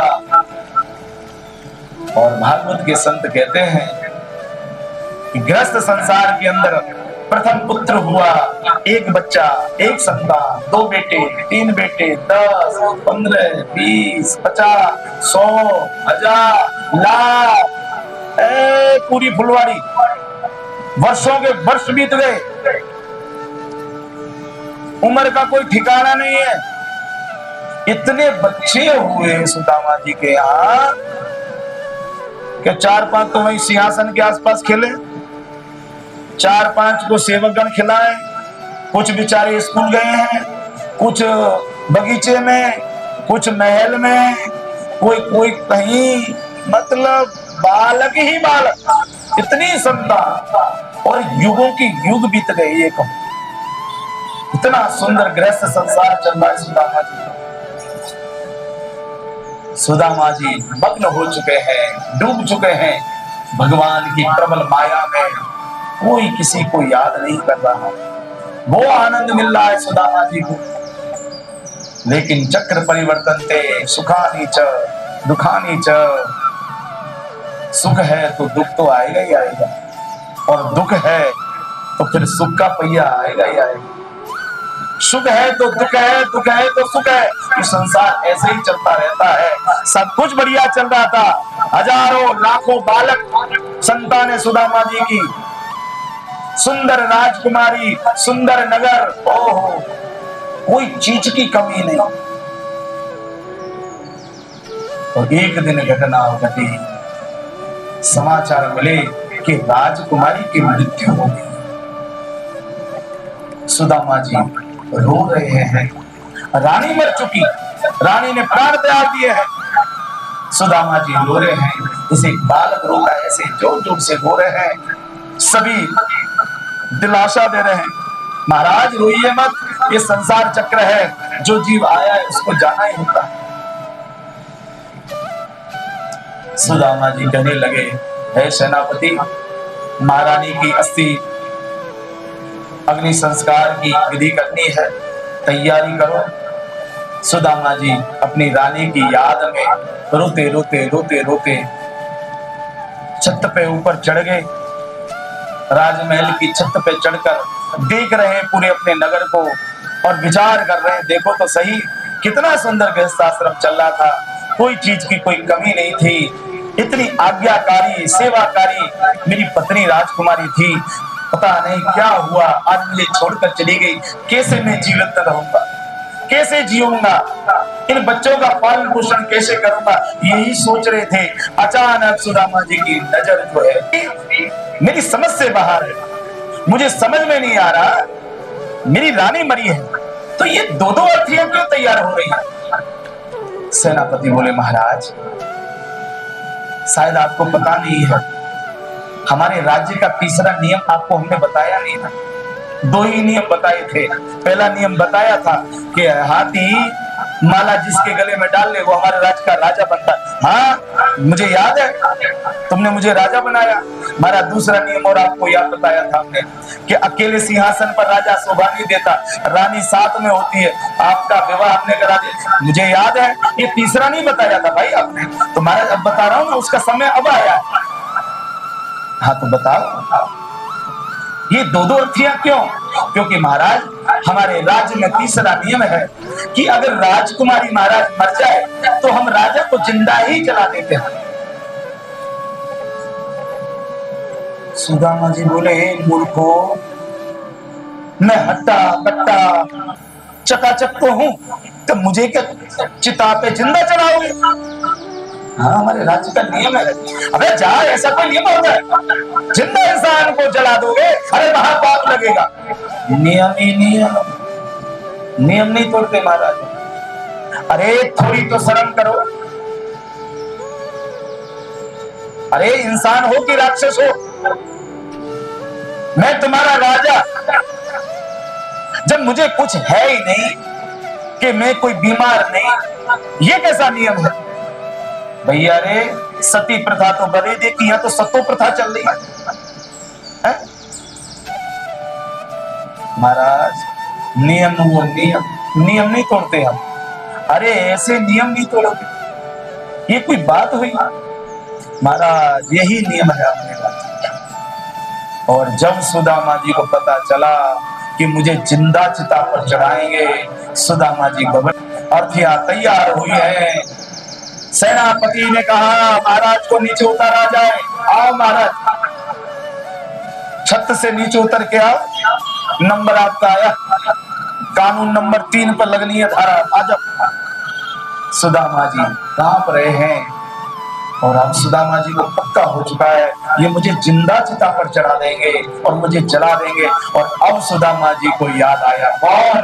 हे द्वारकाधीश, अरे मेरी सुशीला कहां गई तू?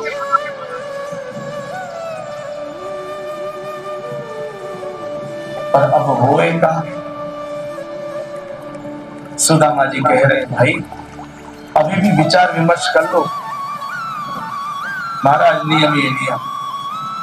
सेनापति ने आदेश दिया, हे सेवकों, हमारे राज्य का चौथा और नियम है, महाराज को बता दो। सुदामा जी बोले, अब कोई भी नियम बताओ, तो मरना ही है, जलना ही है, अब क्या नियम का करूंगा? सेवकों ने आवाज लगाई है, महाराज हमारे राज्य का चौथा नियम है कि हम राजा को चिता पर चढ़ाने से पहले उसकी एक कोई भी मनोकामना हो उसको हम पूर्ण करते हैं, उसके बाद उसको जलाते हैं। महाराज आपकी कोई मनोकामना हो तो बता दीजिए। सुदामा जी बोले, मरने के बाद अब क्या, जलने के बाद कौन सी मनोकामना पूरी करोगे भाई? तुम जिंदा मार रहे हो, अब कौन सी मनोकामना पूरी करो? अरे यहाँ मौत का डर सता रहा है, तुम्हें मनोकामना की सोच रही हो? देख लो, सेनापति ने कहा, महाराज सोच लो, कुछ भी मांग सकते हो, वही इच्छा आपकी पूर्ण की जाएगी। सुदामा जी ने सोते सोते विचार आया, चलना शायद भागने का मौका मिले। सुदामा जी ने मनी मन एक योजना बनाई कि नहाने के बहाने, स्नान करने के बहाने नदी में जाऊं और वहां से भागने का मौका मिल जाए तो इन हत्यारों के हाथ से छूट के भाग जाऊं, वरना जिंदा चढ़ा देंगे मुझे। सुदामा जी ने कहा, भाई एक इच्छा है, बोलो महाराज। वो नदी में से निकला था ना मैं, हाँ, उसमें बेचारी में नहाना है मुझे नालन। तो महाराज नहाने के बाद ही, स्नान करने के बाद ही चिता पे चढ़ोगे? हाँ, चलो अच्छी बात है, शुद्ध सात्विक होके चिता पे चढ़ाए जाओगे, फिर आपके शरीर को अग्नि लगाई जाएगी। हाँ हाँ हाँ, कितना आनंद आएगा। सुदामा जी बोले, हाँ एक बार स्नान कर लो। और सेवकों को सेनापति ने कहा, महाराज के साथ साथ जाओ, क्योंकि महाराज की नीयत में कुछ खोट दिख रही है। क्योंकि महाराज कुछ षड्यंत्र बना रहे हैं, महाराज स्नान करने के बहाने से कहीं निकल ना जाए पतली गली से, इनको पकड़ो और साथ ही साथ रहना। सेवकों ने कहा, महाराज सेनापति आप कोई चिंता मत करिए, हम राजा साहब को कहीं नहीं जाने देंगे। 4 सेवक की जगह 50 सेवक भेजे, माने 25 इधर रहो 25 इधर रहो, छटक ना जाए महाराज, बढ़िया तरह से स्नान करा के लाओ इनको। और जो अंदर थोड़ी सी खुशी थी ना सुदामा जी को, शायद स्नान करने के बहाने भागने की, जब 25-25 सैनिकों को देखा, सुदामा जी बोले, पक्का है आप तो चढ़ना, जलेंगे ही, फालतू में फंसा यहाँ आके, काय को माला गले में डलवाई। सुदामा जी बोले, चलो भाई स्नान करना, चलो महाराज चलो। सेवक खड़े हो गए हैं चारों तरफ, जाओ महाराज जल्दी से स्नान करो, समय हो रहा है, सारे नगरवासी आपका दर्शन करने के लिए आएंगे। सुदामा जी बोले, क्या जब मैं जल रहा हूँ वो दर्शन करेंगे मेरे? हाँ महाराज। सुदामा जी ने वस्त्र निकाले हैं और वस्त्र निकालकर, भागवत के संत कहते हैं, जैसे वस्त्र निकालकर और सुदामा जी ने नदी में डुबकी लगाई, अंदर पानी में सुदामा जी गए। सुदामा जी विचार कर रहे हैं, हे द्वारकानाथ अभी बाहर निकलूंगा, 25 सेवक आके मुझे पकड़ेंगे और चिता पे चढ़ा देंगे। हे द्वारकानाथ कौन सा मेरे से पाप हो गया, आज ये दिन देखना पड़ रहा है।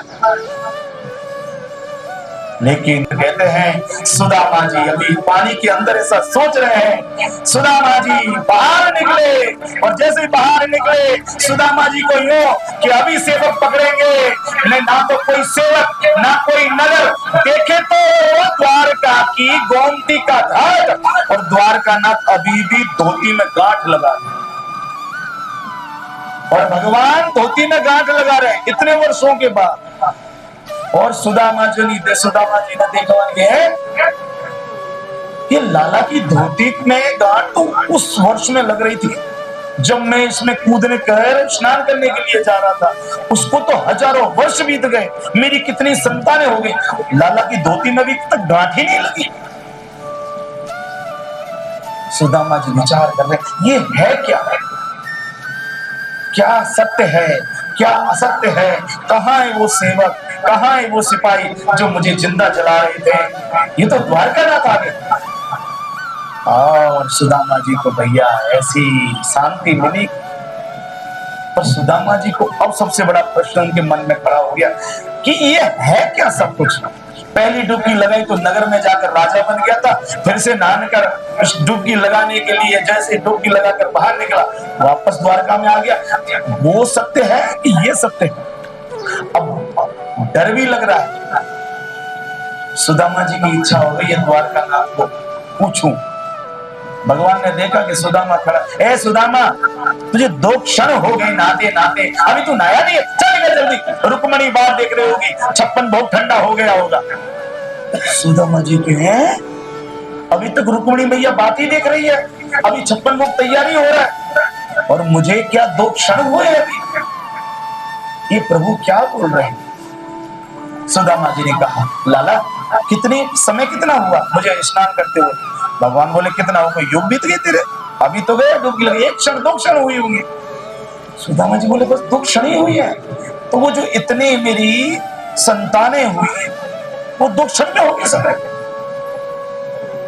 इतने वर्षों तक मैंने राज शासन भोगा है, दुख क्षण मन में बोल नहीं रहे ठाकुर जी को, पर विचार कर रहे हैं ये सब है क्या। भगवान बोले चल अब जल्दी निकल भाई। रुक्मणी चिल्लाएगी बेकार में, के स्नान करने गए कि तुम तो खिचड़ी पकाने गए, कितना समय लगा दिया, चल चल जल्दी चल, कपड़ा पहन चल जल्दी से। सुदामा जी बाहर तो निकले पर प्रश्न खाए जा रहा है सत्य क्या है, और रास्ते में चले जा रहे हैं द्वारका की तरफ, मगर महल की तरफ। सुदामा जी की इच्छा है भगवान से पूछो। इतने में ठाकुर जी बोल पड़े, सुदामा हाँ प्रभु माया देखनी है। हे द्वारका, हजारों पुत्र, वो राजा, वो माया थी। भगवान बोले यही मेरी माया देखनी, एक बार वो बना ना, बड़ी मुश्किल से बच के आया हूं, जिंदा चढ़ा रहे थे, मूर्खों के कैसे कैसे नियम, बता राजकुमारी मरी मुझे भी जिंदा चढ़ा रहे थे। भगवान बोले सुदामा सब माया है, जो तुझे देख रहा है वो है नहीं, और जो है उसको सुदामा तू देख नहीं पा रहा, ऐसी है। इसलिए कहा अरे प्रभु की है माया जाल, और फंसे ताके बुरे हाल। संतों ने कहा है जो भगवान की माया में फंसा तो उसका क्या हाल होता है। अरे प्रभु की है माया जाल, अरे फंसे ताके बुरे हाल। और इससे बचना है तो हरि हरि गुण गाना, हरि गुण गाना जी, हरि हरि गुण गाना, हरि गुण गाना, हरि गुण गाना, हरि गुण गाना, हरि गुण गाना, हरि गाले यार गाले। आपको भी कुछ देना पड़े तो बता दो, उनका काम थोड़ी है। हरि प्रभु की है माया जाल, हरि प्रभु की है माया जाल, हरि फंसे ताके बुरे हाल। हरि प्रभु की है माया जाल, फंसे ताके बुरे हाल। हरि हरि गुण गाना, हरि गुण गाना, हरि गुण गाना, हरि गुण गाना, हरि गुण गाना, हरि गुण गाना। डोंगरे जी महाराज कहते हैं भगवान की माया कैसी है, तो डोंगरे जी महाराज कहते हैं कि भगवान की जो माया है वो नर्त की है। उसकी माया का नाम क्या है, तो रामचंद्र डोंगरे जी कहते हैं माया का नाम है नर्तकी। तो डोंगरे जी कहते हैं कि अगर नर्तकी माया से बचना है तो नर्तकी शब्द को उल्टा कर दो तो क्या बन जाएगा, कीर्तन। तो क्या भगवान का कीर्तन करो तो भगवान की नर्तकी माया से बचने का यही उपाय है। हरि हरि गुण गाना, हरि गुण गाना, हरि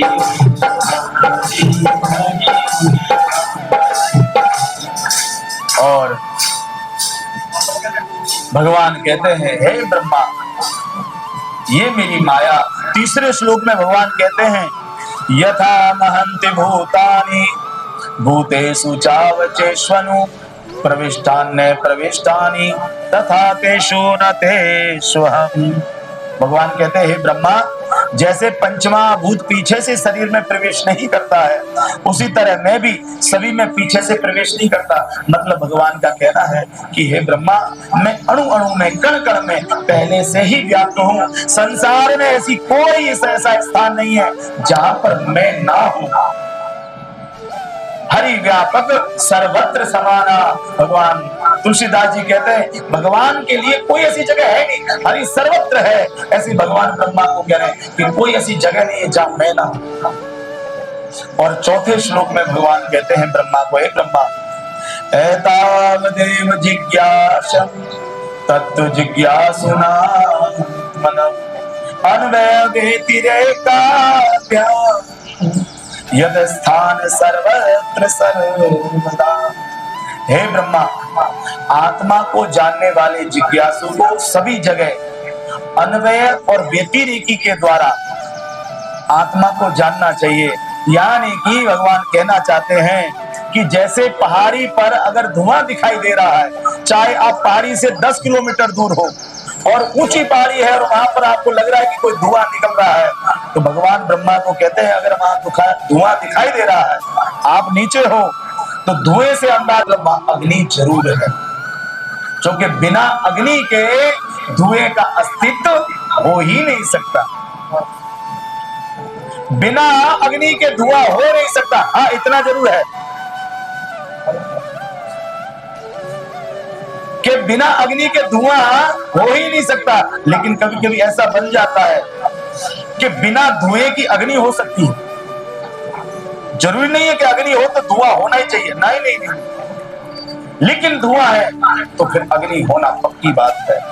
तो भगवान कह रहे हैं ब्रह्मा, ये चराचर सृष्टि चल रही है ना, यही मेरा प्रमाण है कि मैं हूं। अपने तो 6 बजे उठ के, 5 बजे उठ के, 10 बजे उठ के सुबह, बाकी 12 बजे तक पड़े रहे वाले संडे आराम से कुलचे खाएंगे, फिर आराम से जगेंगे। यही होता है ना। आप सूर्य नारायण भगवान को देखिए, कभी पत्री खोली आप, 150 रुपए की पत्री आती है, पूरे साल का लिखा हुआ है टाइम टेबल पहले से, सूर्य भगवान का आने का और सूर्य भगवान का जाने का। आज इतने बजे सूर्य उदय होगा, आप घड़ी लगा के देख लीजिएगा, वही समय पर भगवान सूर्य नारायण उग जाएंगे। और घड़ी लगा के देख लीजिएगा, 6:30 बजे सूर्य अस्त, और सूर्य अस्त 6:30 बजे दिखाई नहीं देंगे। ये क्या बता रहा है? आपकी करवा चौथ होती है, आप व्रत करती है माता बहने, देखा ना, आप पूछने आते हो कि नहीं पंडित जी ये बताओ चंद्र उदय कितने? चलो अब सोशल मीडिया के कारण हम टीवियों पर सब पे आने लग गया, चंद्र उदय इतने बजे इतने शहर में होगा, पूरे साल का लिखा होगा। क्यों? भगवान ने बता रहे हैं ये सब मेरी दया से चल रहा है, मैं हूं इसलिए सब समय कुछ समय चल रहा है। इसलिए भगवान कह रहे हैं धुआं देख रहा है तो मूर्ख समझ, वह अग्नि है। अग्नि है इसका मतलब है कि धुआं है। ये चराचर सृष्टि चल रही है, सूर्य भगवान अपने समय पे उग रहे हैं, सूर्य भगवान अपने समय पे अस्त हो रहे हैं, चंद्रमा रात्रि में अपने समय पे आ रहा है। इसका मतलब है भगवान कह रहे हैं मैं संसार में व्याप्त हूं। यही इशारा है भगवान। तो इसी को अन्वय और व्यतिरेकी की पद्धति कहा जाता है भागवत शास्त्र के अंदर। ऐसे 4 श्लोक की भागवत का ज्ञान भगवान नारायण ने ब्रह्मा जी को दिया है और ब्रह्मा से कहा है ब्रह्मा, इस चतुश्लोकी भागवत को अपने पास कंठस्थ करके रख, तुझे कभी अभिमान नहीं होगा कि सृष्टि की रचना तूने करी, और अभिमान नहीं होगा ब्रह्मा तो तेरा नाश नहीं होगा। यही 4 श्लोक नारायण ने ब्रह्मा को, ब्रह्मा जी ने नारद जी को, नारद जी ने व्यास जी को, और व्यास जी ने उन्हीं 4 श्लोक में से हमारे और आपके लिए 18,000 श्लोक बना के रख दिए। इसलिए व्यास जी को कहा जाता है व्यास। व्यास का मतलब होता है विस्तार करने वाला। 4 श्लोक में से कितना विस्तार किया? 18,000 श्लोक का विस्तार किया, इसलिए उनको व्यास कहा जाता है। और नारायण ने ब्रह्मा को, ब्रह्मा ने नारद जी को, नारद जी ने व्यास जी को, व्यास जी ने 18,000 बनाए, और 18,000 बना के व्यास जी ने सुखदेव जी को, और सुखदेव जी ने परीक्षित को, और जो परीक्षित को सुना रहे थे तो वहां सुत जी बैठे थे। सुत जी ने किसको सुनाया? सौनक जी को। कितनी बड़ी परंपरा।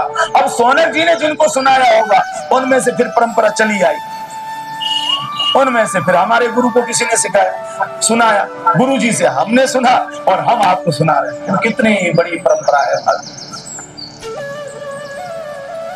ये भागवत के 4 श्लोक। भगवान कहते हैं जो कोई इन 4 श्लोकों का गान करता है, हे ब्रह्मा, उसको पूर्ण भागवत का फल प्राप्त होता है। उसको समझ लो कि उसने संपूर्ण 18,000 श्लोक की भागवत का श्रवण कर लिया इन 4 श्लोकों में से। तो चतुश्लोकी भागवत का ज्ञान दिया भगवान ने, और अंत में जाकर सुत जी महाराज सौनक को और सुखदेव जी महाराज परीक्षित को कह रहे हैं हे राजन, आगे चल के भागवत के 10 लक्षण बताए हैं। महापुराण किसको कहा जाता है?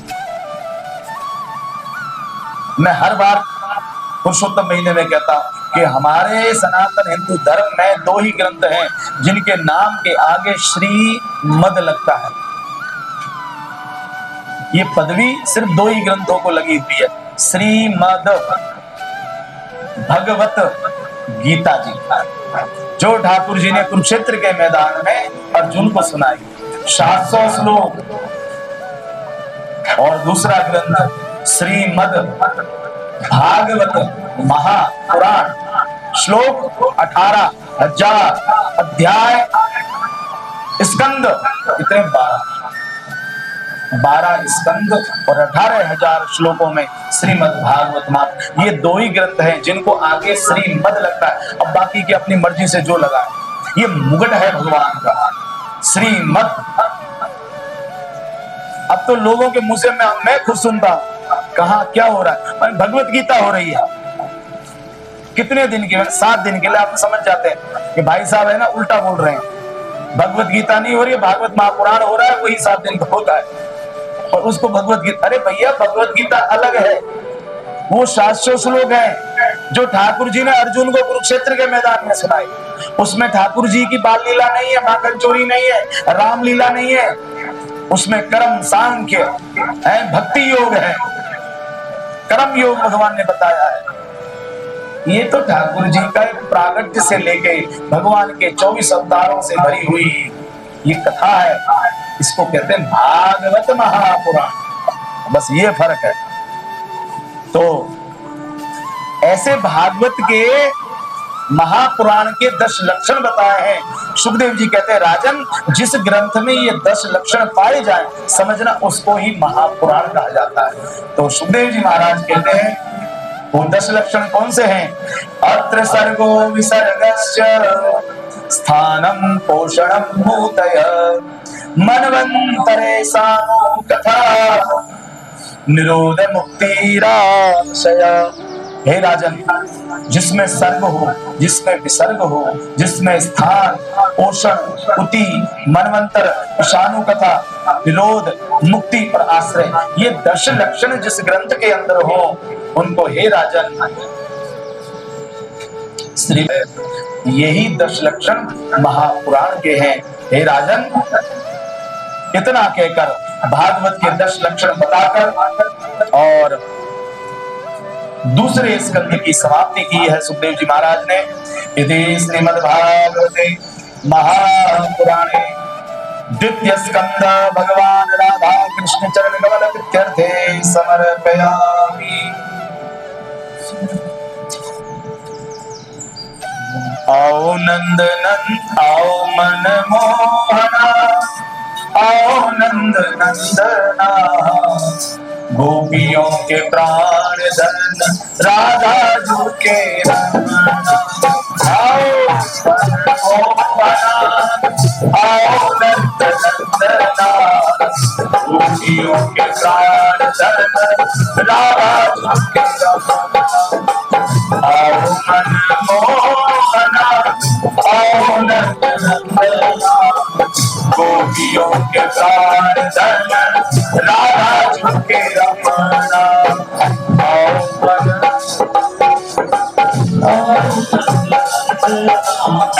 गोपियों के प्राण धन राधा जी के रमना, राधा जी के रमना, राधा जी के रमना। आओ मन मोहना, आओ नंद नंदना, गोपियों के प्राण धन राधा जी के रमना। आओ मन मोहना, आओ नंद नंदना, गोपियों के प्राण धन राधा जी के रमना। राधा गोपी, इनको भी मुझे लगे सुदामा वाली माया देवी आगे लगती है। जो दिख रहा है वो है नहीं, और तो है वो गा नहीं रहे।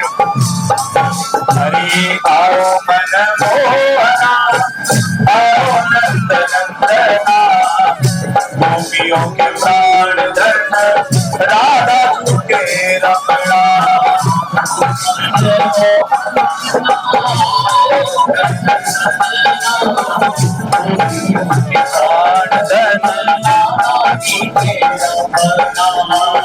गोपियों के प्राण धन राधा झूठे रमणा।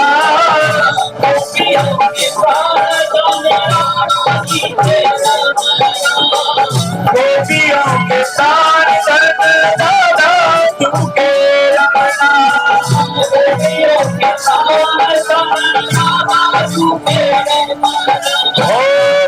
गोपियों के प्राण धन राधा झूठे रमणा।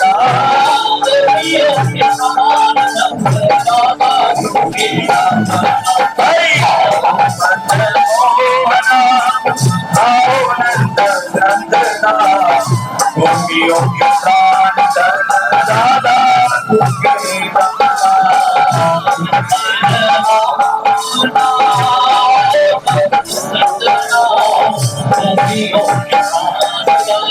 राधा झूठे रमणा।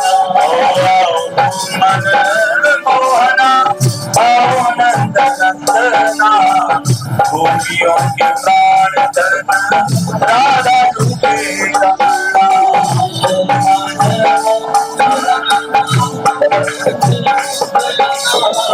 गोपियों के प्राण धन राधा झूठे हरि हो। गोपियों के प्राण धन राधा झूठे रमणा। के प्राण धन राधा झूठे रमणा। गोपियों के प्राण धन राधा झूठे रमणा।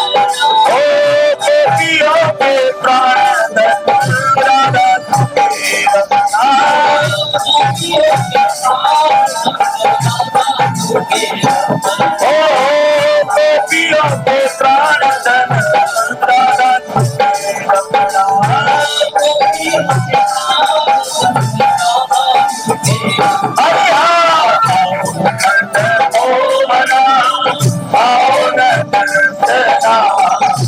गोपियों के प्राण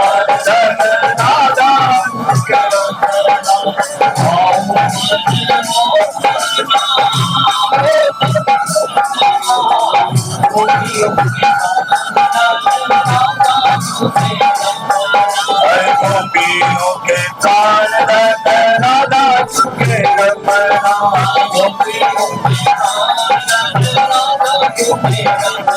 हरि गोपियों के प्राण धन राधा झूठे गोपियों के प्राण धन राधा झूठे रमणा।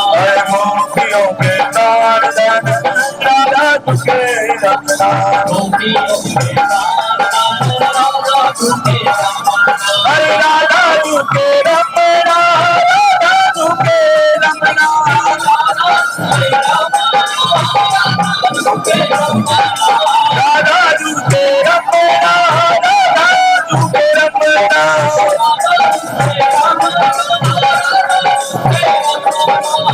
राधा झूठे रमणा। राधा झूठे रमणा। हरे मनमोहना आओ नंदना। गोपियों के प्राण धन राधा झूठे रमणा।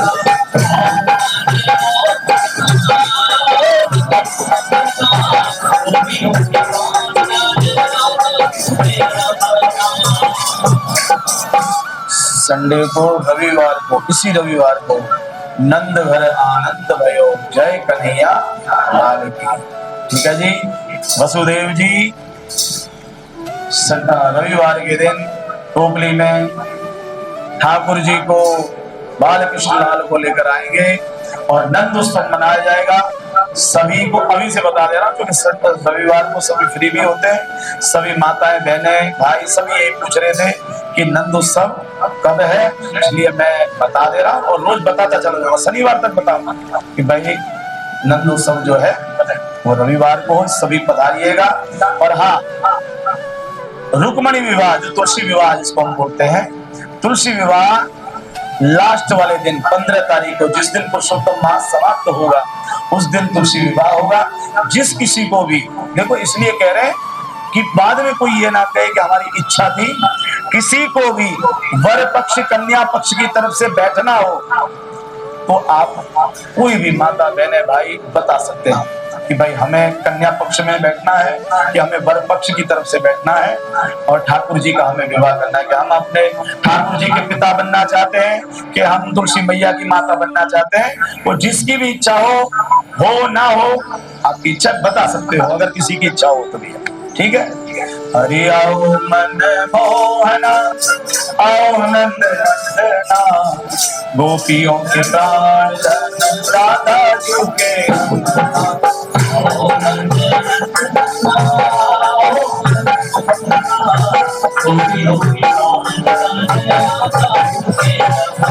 हरि आओ मन मोहना, आओ नंद नंदना, गोपियों के प्राण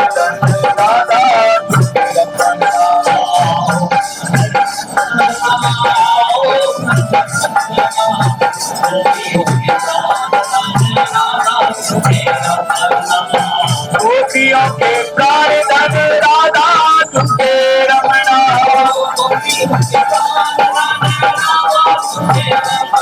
ओ गोपियों के प्राण राधा तुझे रमना।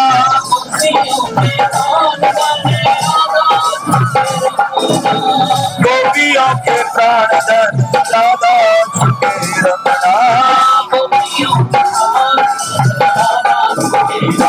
हरि आओ मन मोहन, आओ नंद नंदना, गोपियों के रमना।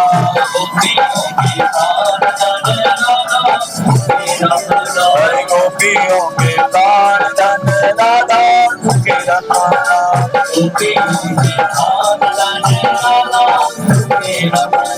गोपियों के प्राण राधा तुझे रमना।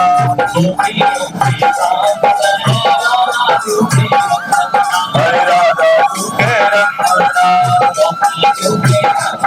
हरे राधा तुझे रमना, हरे राधा तुझे रमना, हरे राधा तुझे रमना, हरे राधा तुझे रमना, हरे राधा तुझे रमना, राधा तुझे रमना, हरे राधा तुझे रमना, राधा तुझे रमना, हरे राधा तुझे रमना। हरे आओ मन मोहन, आओ नंद नंदना, गोपियों के प्राण राधा तुझे रमना।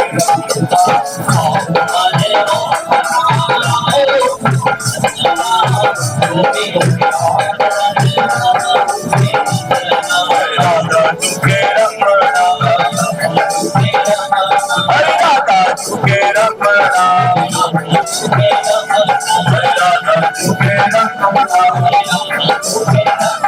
हरे राधा तुझे रमना,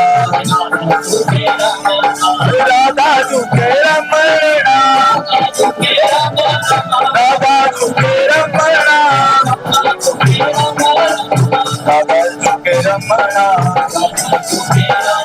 हरे राधा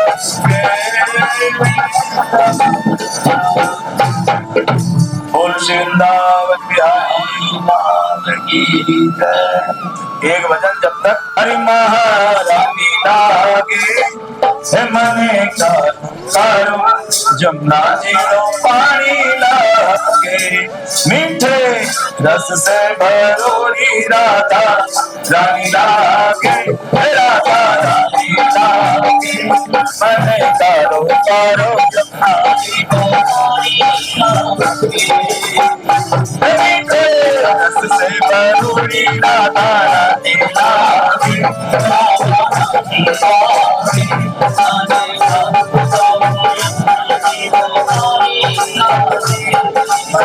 कारो कारो जमुना जी लो पानी लागे।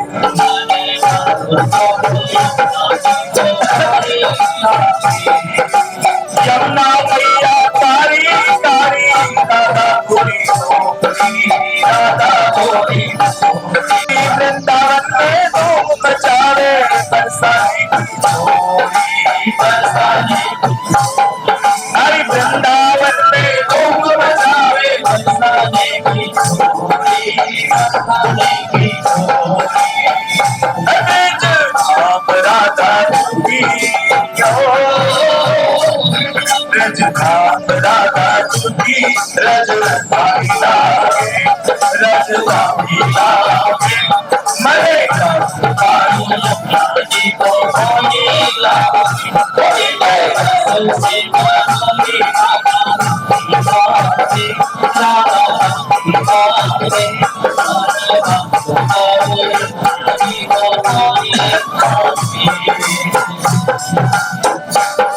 अरे ना भावे मन का कर्म तेरी अब ना कोई बिहारी अब ना कोई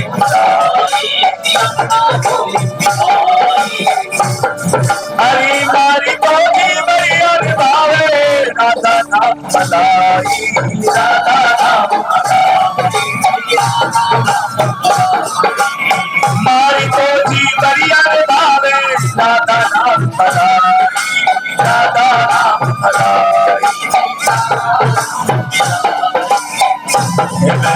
भानु की ललितो गुण भारी लागे गुण भारी लागे मने कारो कारो नाची भारी लागे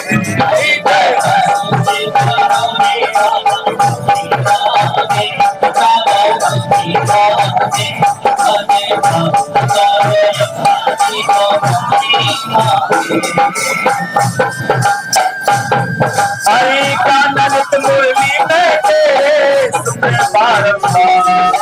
सुमरे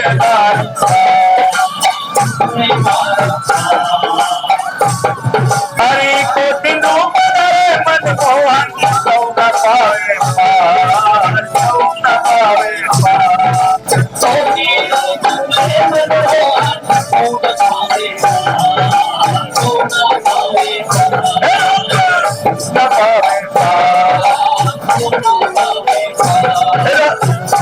राधा रूप की अनोखी पटरानी लागे मन का मारो यमुना जी को पानी लागे कोई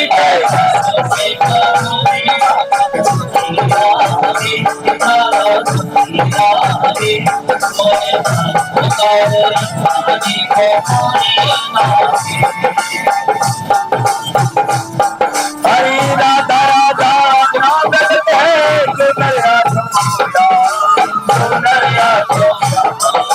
सुनरिया हरि राधा राधा नागत है सुनरिया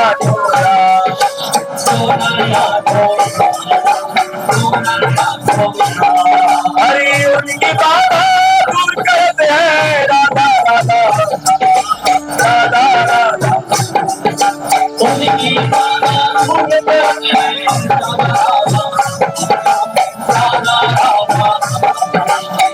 हरि राधा हमने सकल जिंदगानी लागे जिंदगानी लागे मने कारो कारो पानी लागे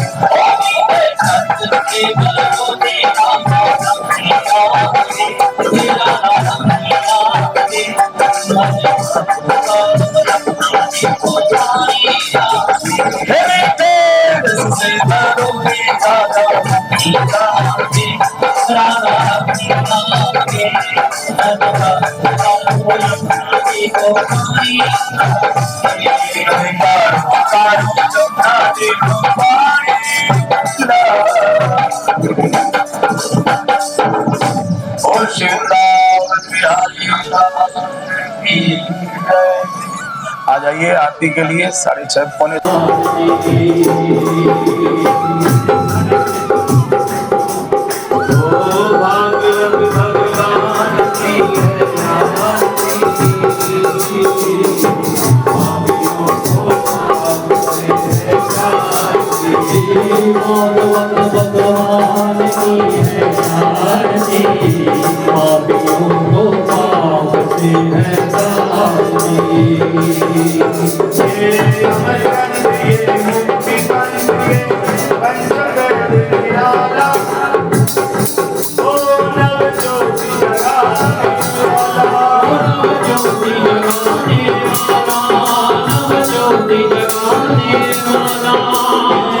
Hare Krishna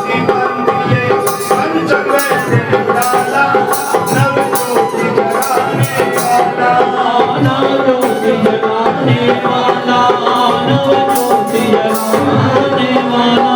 हरि नाम यही हर ध्यान यही, हरि नाम यही हर ध्यान यही, हरि नाम यही हर ध्यान यही, हरि नाम यही हर ध्यान यही। हो जग के मंगल की आरती, आर्यों को पाती है आरती, भागवत भगवान की है आरती, आर्यों को पाती है आरती। ये संगीत पावन पुनीत का रूप मिटाने वाला, हरि दर्श कराने वाला, हरि दर्श कराने वाला, हरि दर्श कराने वाला। ये संगीत पावन पुनीत का रूप मिटाने वाला, हरि दर्श कराने वाला, हरि दर्श कराने वाला, हरि दर्श कराने वाला। ये दुख करनी ये दुख हरनी, ये दुख करनी ये दुख हरनी, ये दुख करनी ये दुख हरनी। मधुसूदन की याद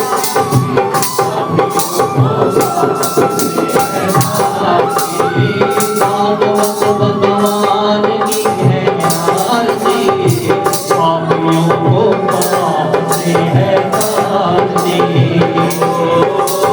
भागवत भगवान की है आरती, पापियों को पाते है आरती। भागवत भगवान की है आरती, पापियों को पाते है आरती। बोल मग पंथ बोल संत मार्ग बताने वाला, बिगड़ी को बनाने वाला, बिगड़ी को बनाने वाला, बिगड़ी को बनाने वाला। ओ ये बोल मग पंथ बोल संत मार्ग बताने वाला, बिगड़ी को बनाने वाला, बिगड़ी को बनाने वाला, बिगड़ी को बनाने वाला। श्री राम यही घनश्याम यही, श्री राम यही घनश्याम यही, श्री राम यही घनश्याम यही, श्री राम यही घनश्याम यही। सबके महिमा की आरती, आर्यों को पाते है आरती। भागवत भगवान की है आरती, पापियों को पाते है आरती।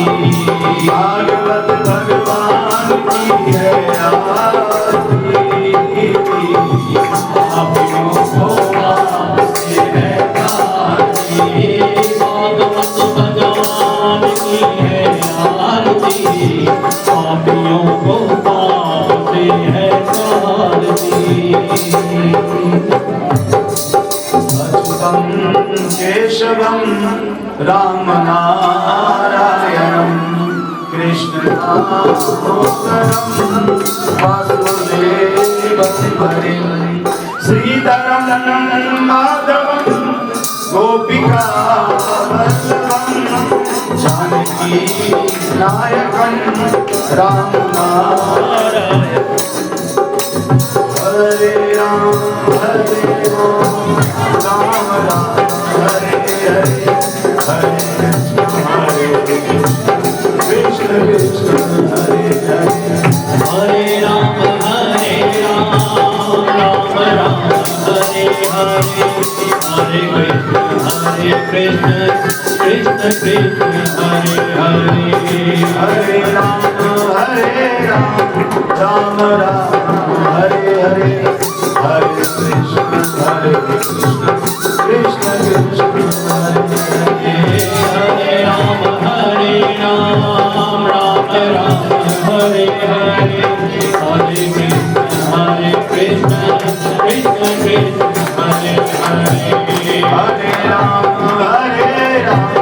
राम राम हरे हरे, हरे कृष्ण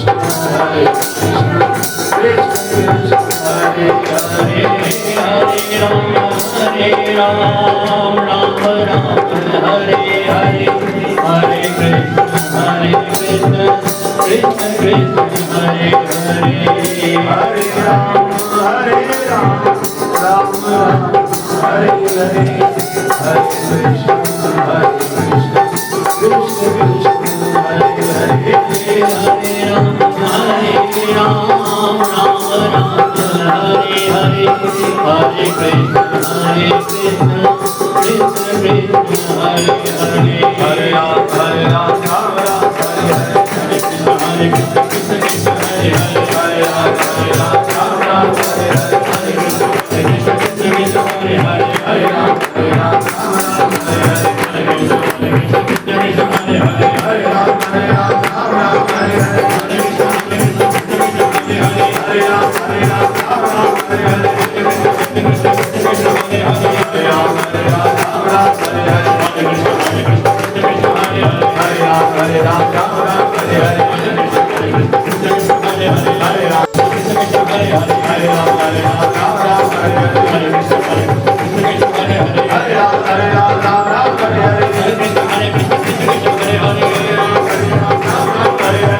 हरे कृष्ण कृष्ण कृष्ण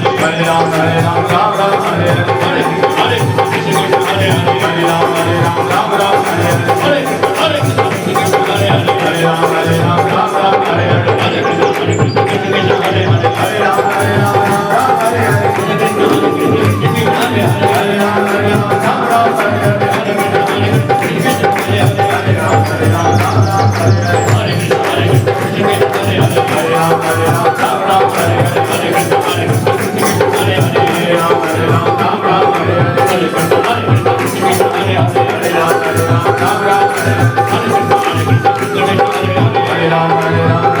राम हरे हरे हरे राम हरे राम श्री युगल सरकार की जय, कृष्ण भगवान की जय, साई राम भगवान की जय। आपने अपनी जय जय श्री राधे, जय जय श्री राधे, जय जय श्री राधे। चलो जी